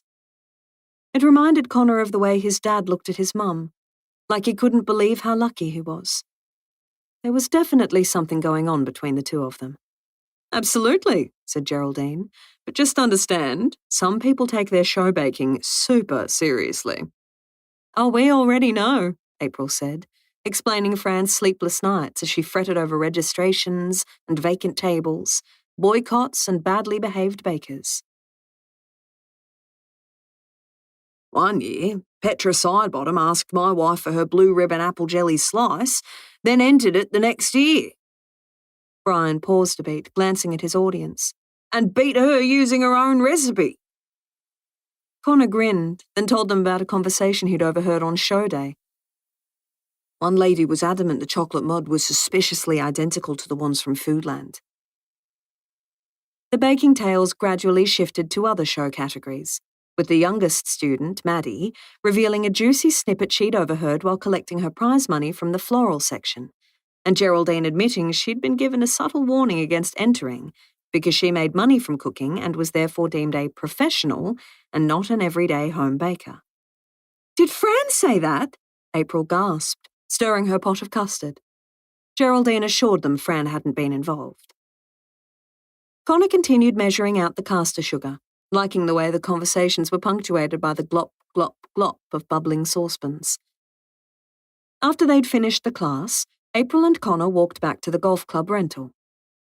Don't suppose you fancy some more rock wall building this arvo, April said. Otherwise I'll start getting my head around the kitchen cabinetry. Gordo gave me a rough run-through with the linen press, but I don't want to get halfway through building the first kitchen cupboard and realise I'm completely cocking it up. Connor leaned against the kitchen bench and opened his arms, liking the way she walked into them, and the feeling of her cheek resting against his chest. He took in a deep breath, noticing how the sugar and custardy cooking aromas melded nicely with April's signature scent of dark plums and cherries, making him think of a fruit crumble with lashings of ice cream. I'm easy, though given there's still a mighty big pile of rocks in the winery car park, maybe we should tick that off the list first. She nodded against his chest, making no move to leave, and he felt his heart expand a little. Was this what it felt like to fall for someone? It had been a long time, but Connor was pretty sure that was exactly what it was. 15. Connor's knuckles ached from holding on to the strap above his left shoulder, but he wouldn't have traded his seat in the front of April's car for quids. There was something downright sexy and terrifying about watching her behind the wheel of her ute, gunning it up a massive sand dune. The Hilux was born for this, April said, giddy with exhilaration as she drove over the peak of a sand dune. The sea spread out beneath them like a glittering jewel, and the sand was soft and constantly shifting under their tyres, even with a little air taken out beforehand. But just like in the cooking classes, he could see her sense of achievement shining through. I can't believe I've lived here most of my life, but I waited more than 29 years to attempt four-wheel driving. You can never go on the way back if you want, she said, beaming with delight. Connor declined the offer, unsure her car insurance, or his travel insurance, would think it was such a great idea. Before long, they were setting up camp in a little bay between Beachport and Robe and prepping for lunch. Now, here's something you can't stuff up, announced Fergus, handing over the tongs and stepping away from the portable barbecue perched on the fold-up table, between a salad and a loaf of bread.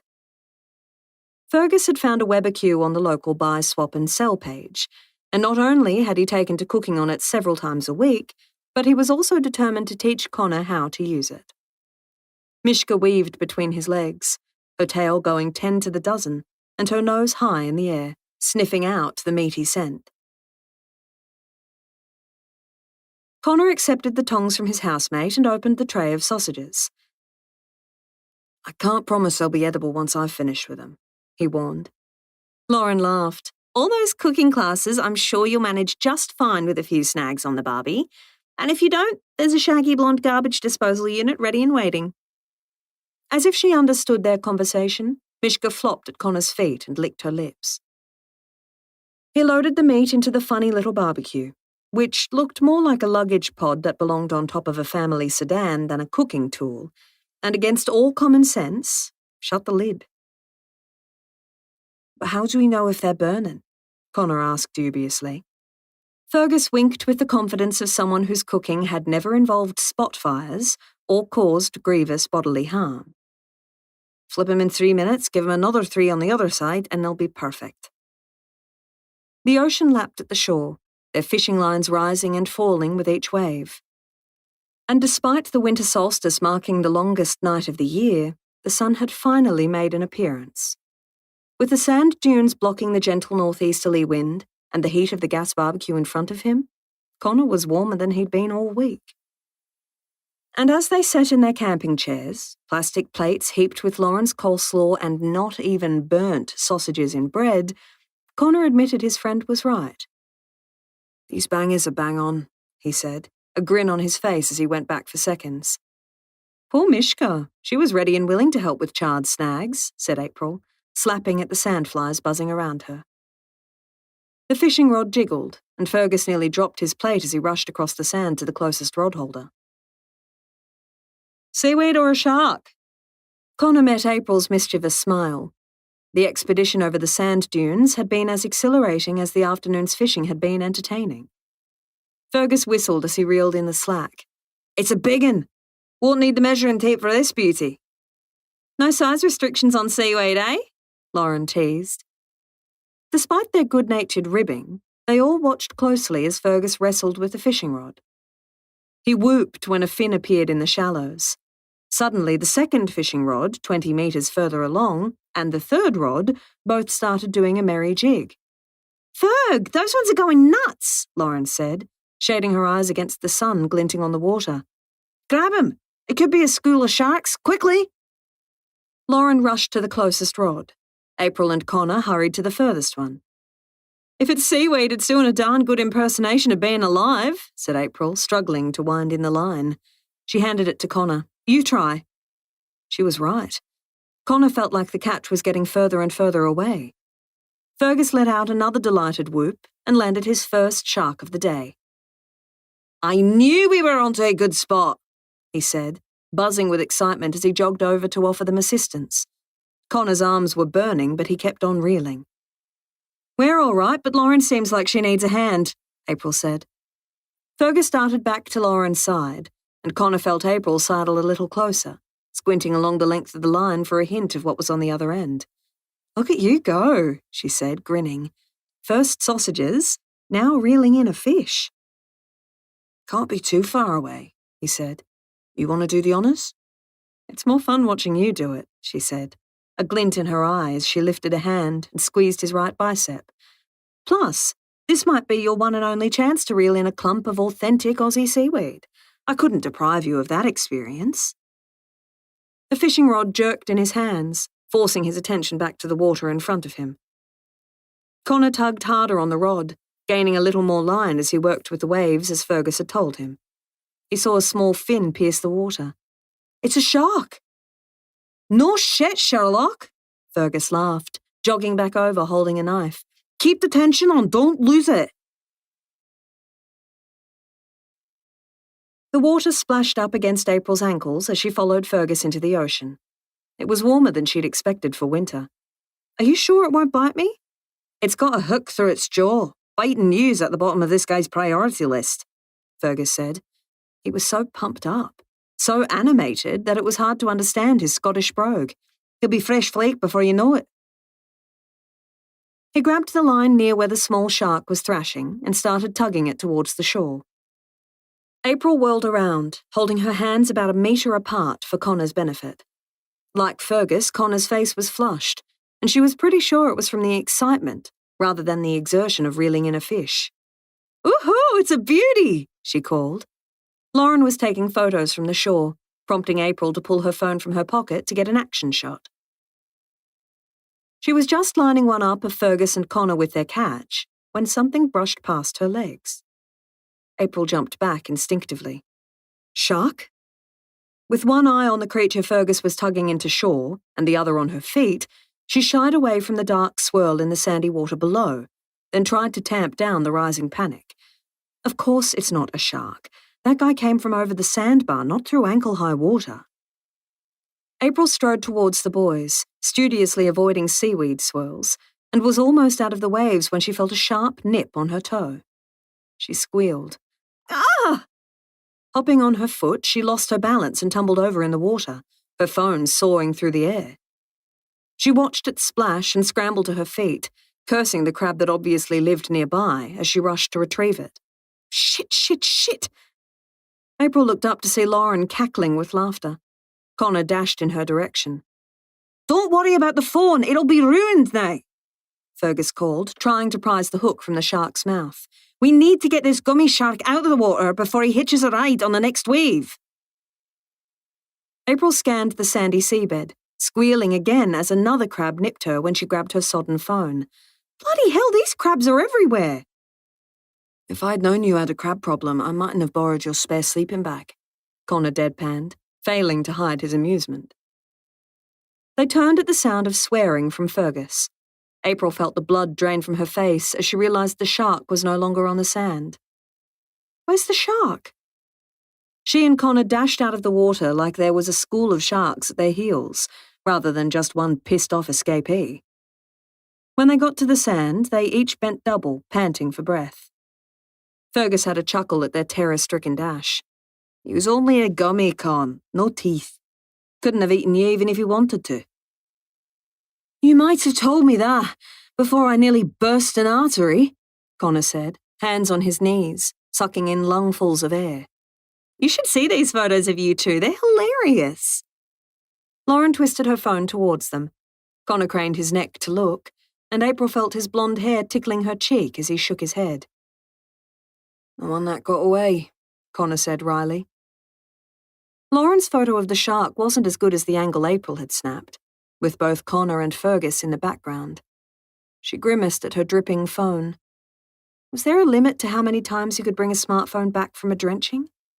It had made a full recovery after falling into the toilet 6 months ago, but last time she'd had a Ziploc bag full of rice on hand to help absorb the water. There weren't such conveniences on the 10-mile beach. It was only under for a few seconds, tops, said Connor, wincing sympathetically. Maybe it'll be okay. Salt water, though. I think it corrodes the electrics. She sighed. April tucked the phone into her back pocket, knowing better than to try switching it on until it was bone dry. Another thought occurred to her as they trudged back to their campsite. If the phone didn't come back to life, she would have lost her photos from the last few months. Random pictures she'd snapped at cooking classes, shots of the baby grape bunches she had planned to use on the website, the renovations, the drunken pictures she and Lauren had snapped on nights out, before their free time revolved around Fergus and Connor. A dead phone meant no photos of their time together either. April shook away the stab of disappointment. They had a whole future to make together. So what if they lost photographic evidence of the earliest stages of their relationship?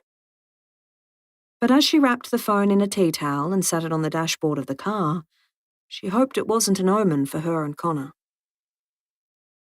After they'd hauled in 2 more gummy sharks and the sun was sliding towards the horizon, Lauren surprised them all by stripping to her bathers and racing into the water.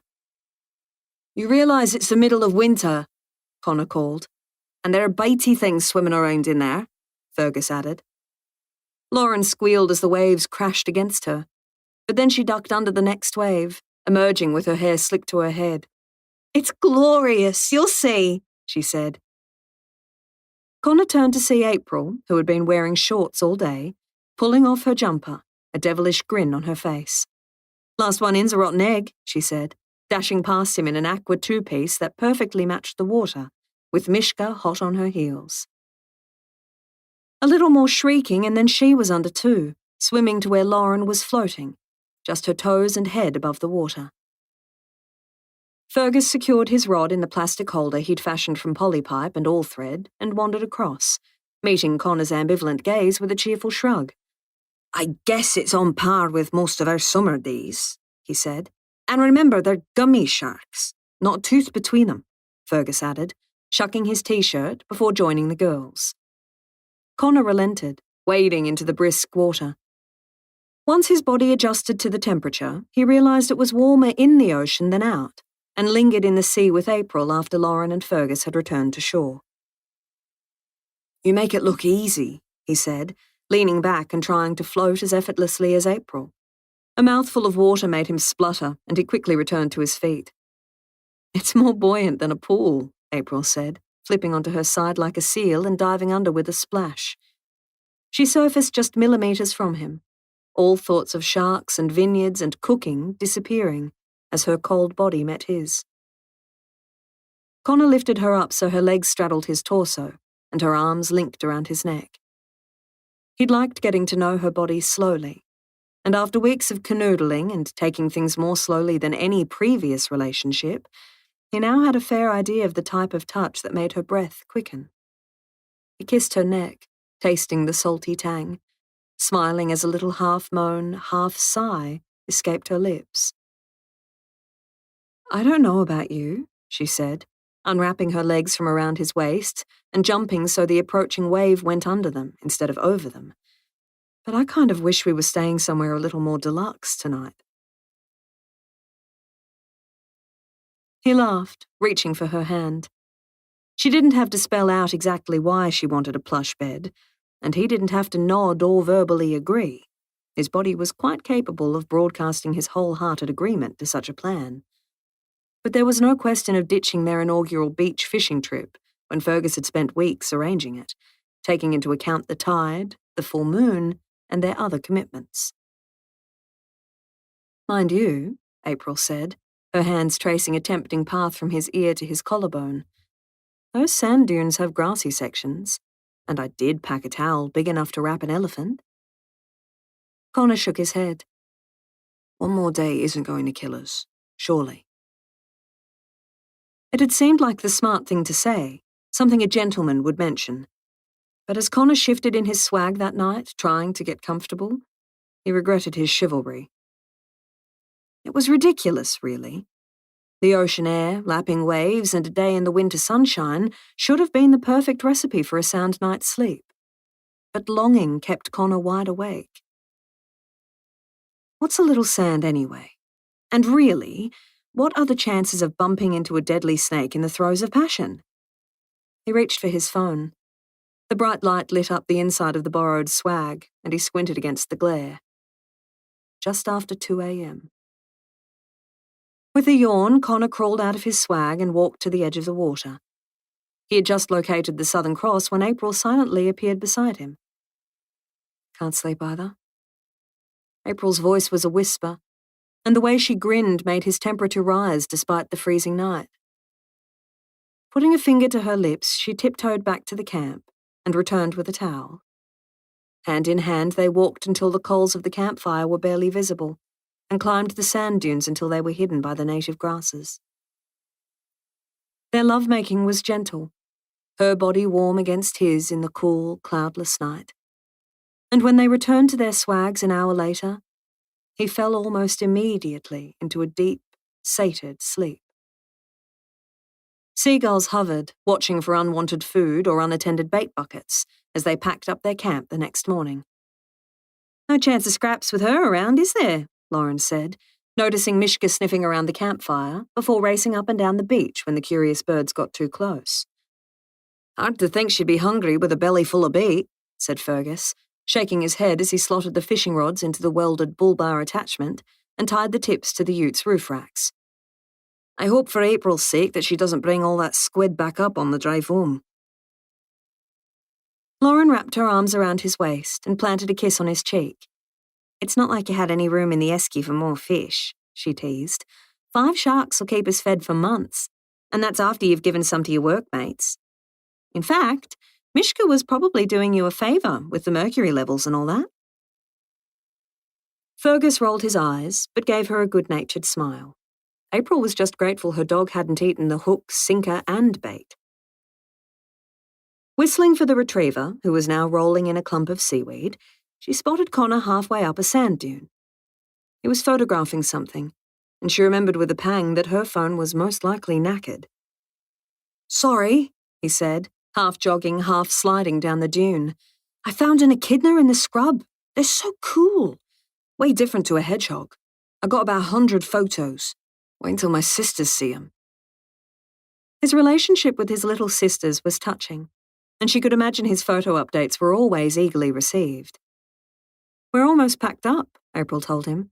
"Are you game enough to ride shotgun with me again, or did I put you off on the way here?" "Takes more than a near-death experience on a razorback sand dune to scare me off," he said with a smile, as April secured Mishka in the back of the Hilux. "I can't imagine it'll be much smoother in Fergus's car, unless you'd rather Lauren as navigator."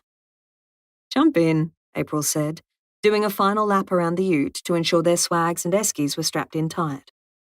She slid into the driver's seat and looked at Connor. "Glad I packed that towel," she said softly.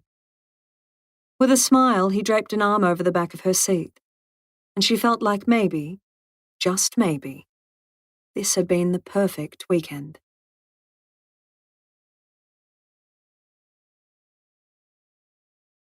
"16. They're about to start," Connor called over his shoulder. April dashed out from the bathroom, tugging a jumper over her head and combing her fingers through her hair.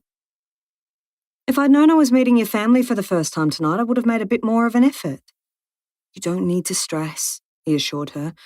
"Honestly, they'll be so busy with their shed party that we'll basically wave hello and then watch the music performance. It'll be the briefest meet and greet. You don't need to go to any effort or dress up. Plus, I love you in this jumper," he replied with a grin. She only wore it after her shower at night, sans underwear, but the minute he'd told her he was zooming into the concert in Derby, she'd added a bra and swapped her trackies for jeans. The laptop screen lit up as the call connected. Nell waved at them from the other side of the world, her new braces flashing under the disco lights Pippin had insisted on buying for the event. He quickly introduced April to his little sisters. "So nice to meet you," April said, waving at the laptop camera. "I've heard heaps about you both." The garden was full of conversation and music, making it difficult to hear. The girls had their instruments with them, and their cheekbones sparkled with glittery makeup as they spoke over the top of one another. "We've only heard a little bit about you," Pippin said with a grin. "We're the last to find out all the juicy stuff." "Yeah, right," Connor said. He leaned into April, wondering what the girls would come out with next. They rarely missed an opportunity to score a laugh, especially at his expense, and he hoped they'd be on their best behaviour for April's benefit, if not his. Heidi always gets the good goss, Nell yelled. But you must be okay if our con says so, April. Hope you like the tunes. April laughed and wished them good luck. Then Nell rearranged the computer to face the makeshift stage, and Connor gave her a thumbs up. "Perfect. Now go knock their socks off." He poured another drink while the girls prepared for their set, but April remained glued to the laptop, curious about all the people moving in and out of shot on the screen. Although it wasn't the same as being there in person for the neighborhood jazz concert, Connor was impressed by the acoustics coming through the laptop audio on Zoom. "It's been held on the July long weekend for as long as I can remember. All of Mum and Dad's muso friends trek across town with their instruments and cases. These days their children take to the stage too," he said. Although they couldn't see it on camera, he knew most of the guests would be sitting just to the left of the laptop, and on the other side of the shed there was a long tool bench that doubled as a bar for parties and gatherings like this.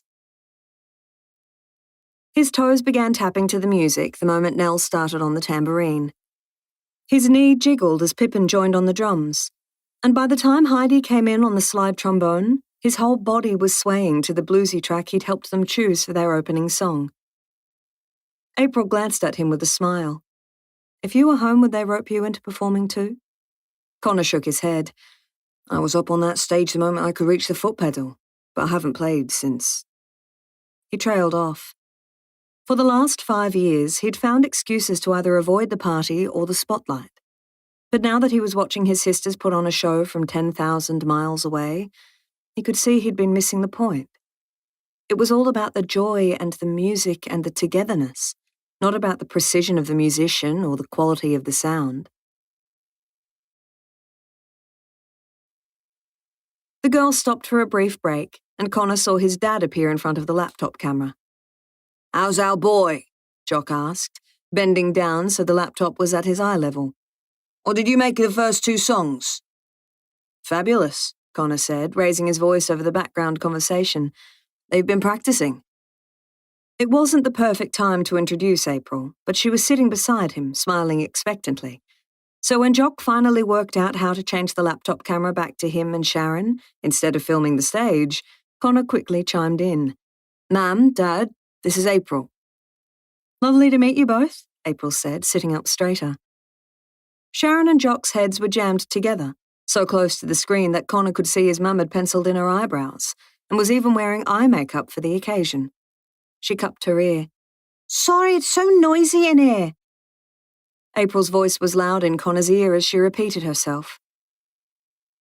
Lloyd and Sharon nodded vigorously, their eyes shining with the same type of warmth they'd always extended to their children's friends, colleagues, and partners. "We've been looking forward to meeting you, April," Sharon said. "It sounds like you and Con have loads in common." "Sorry to rush off," Jock apologised, "but the girls are about to start again. We'd best get this computer pointed back to the stage.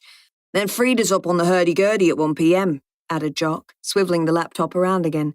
"You probably won't want to sit through that, though." Connor nestled back on the couch, resting a hand on April's thigh, and thinking how neat it was to see two parts of his life intersecting through the marvels of technology. Connor's family weren't just any old musicians, mused April, settling into the corner of the couch with a cup of tea. They were brilliant. And while he'd already told her they played, it was a whole new experience to see them jamming on the laptop screen, their energy and songs carrying across the world and into the little winemaker's cottage. "You didn't tell me they were this good," she scolded, leaning in close while his sisters changed instruments. "I'd pay to watch this level of performance. If they were over here, they'd be playing at the folk festivals in Francis and Port Fairy. They'd have steady bookings in the pubs." She glanced over at her guitar, on which a sheen of dust was visible even from this distance. It was embarrassing to think she'd strummed some songs for Connor the previous week, her notebook of lyrics propped up against a pot plant, and her fingers smarting from the steel strings. "I mean, I knew they'd be all right, but they're almost ready for a record deal." Connor pulled her closer to him. "Don't say that too loud," he cautioned with a wry grin. "They'll start charging appearance fees and demanding riders." They clapped and whooped as Heidi, Pippin, and Nell took a bow. A blur of blonde and denim moved in front of the camera, and amongst the cheering of the crowd, April heard someone calling, "Phoebe!" Connor stiffened beside her, and April watched as the lady blocking their view turned, clapped a hand over her mouth, and shrugged her shoulders in apology. So that's Phoebe. April felt like time stood still as she watched Connor's ex-fiancée float past the camera. She's not just pretty, but beautiful. They heard Jock's voice over the crowd. "You were just blocking the camera, Pet, but they're finished now, so no bother. We were streaming it for Con, but didn't the girls do well?" The video went dark for a moment, but the audio stayed connected, and April could hear Sharon chatting with Phoebe as Jock fiddled with the laptop before the call cut out altogether. "I'll call back," Connor said, rising from the couch. "Another tea?" April looked down, staring into the dregs of her lukewarm tea, and then back at the laptop, shaking her head. Had Connor expected Phoebe to attend? Sensing her concern, Connor crouched down beside her and rested a hand on her thigh. "I didn't realize Phoebe would be there. Sorry about that," he said, his face creased with discomfort. She quickly waved him away with an indifference she didn't quite feel. "That's fine. It was nice to put a face to the name." Nice? Nice would be a little notice that she was about to meet his folks. A warning that the concert he wanted to watch this evening was in fact a special family occasion, not a generic Netflix offering. April rubbed at an oil spot on her grey hoodie, hoping it hadn't looked quite so obvious on Zoom, then glanced at Connor as he fetched the ice cream. He wasn't dressed up either, but they knew him. And from the sound of things, He could be wearing a garbage bag and they'd still be delighted to see him. And the ex-fiancé. He handed over her dessert with a kiss. As April raised her first spoonful, the video kicked back into gear, but they were no longer looking at a stage with colourful bunting, fairy lights and musicians. They were in a small, cosy kitchen. Instead of watching the musicians, they were face to face with Pippin, her cheekbones highlighted with glitter, and Phoebe. Oh, lordy. Nell rushed into the frame and plonked herself on Phoebe's lap. Go on then, make yourself at home, Phoebe laughed. We were fabulous, weren't we, Con? Pippin, who looked almost like she could be Nell's twin sister with her identical haircut and complexion, beamed at the camera. And modest, too, Connor teased. April and I thought it was really good. Clearing his throat, he introduced her to Phoebe. With the Zoom time lag, April and Phoebe's polite responses cut over one another.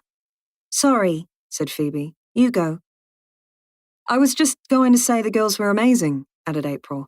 I was telling Connor you'll have record labels chasing you. Or our own YouTube channel, Nell said, leaning her head against Phoebe's shoulder and toying with a lock of Phoebe's fair hair.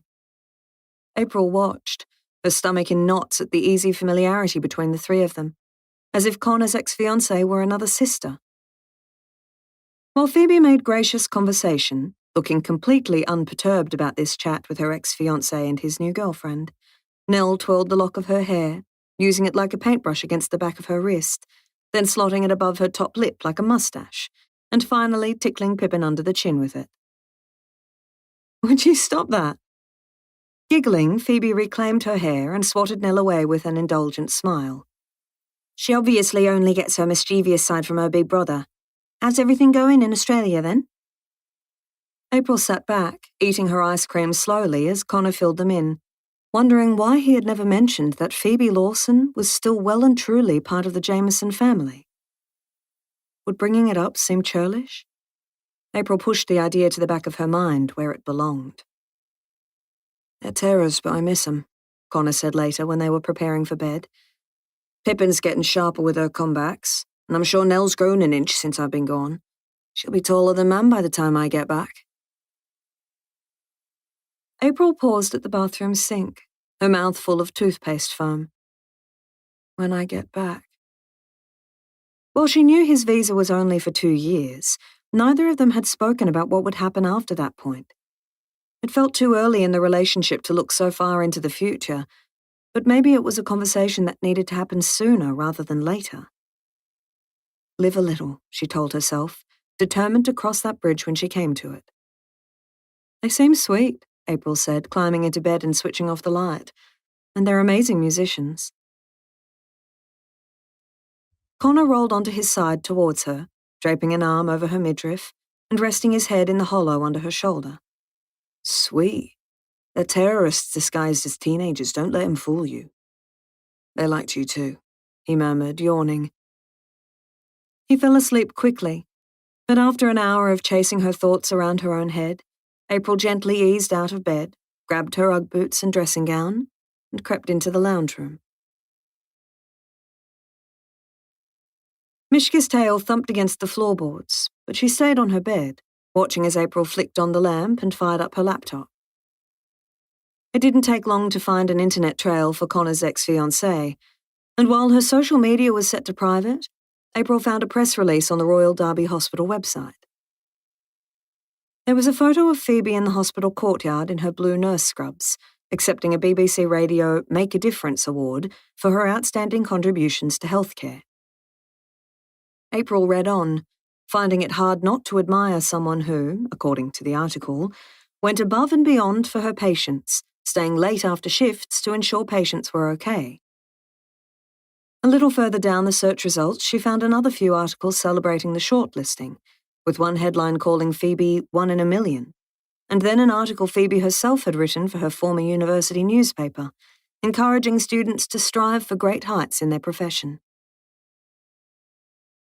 April rubbed her eyes and closed the search engine.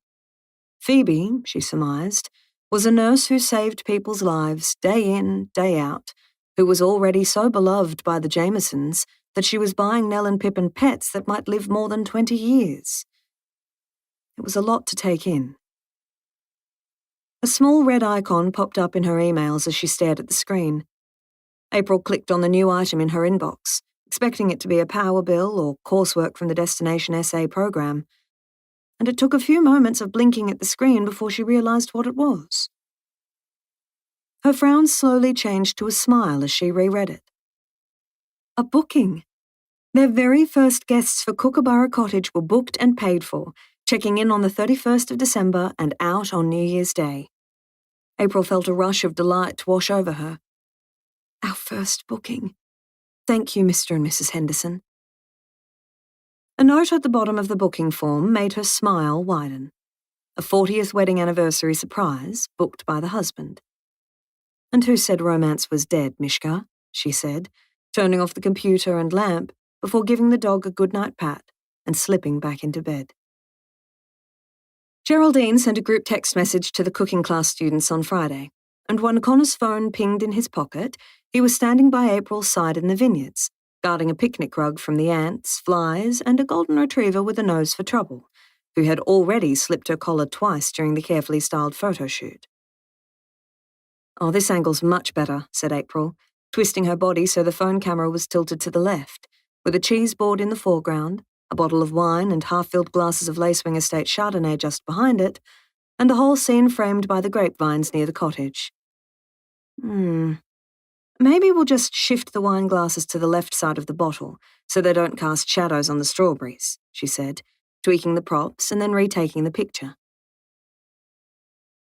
Geraldine says we're finishing the classes with a dinner party.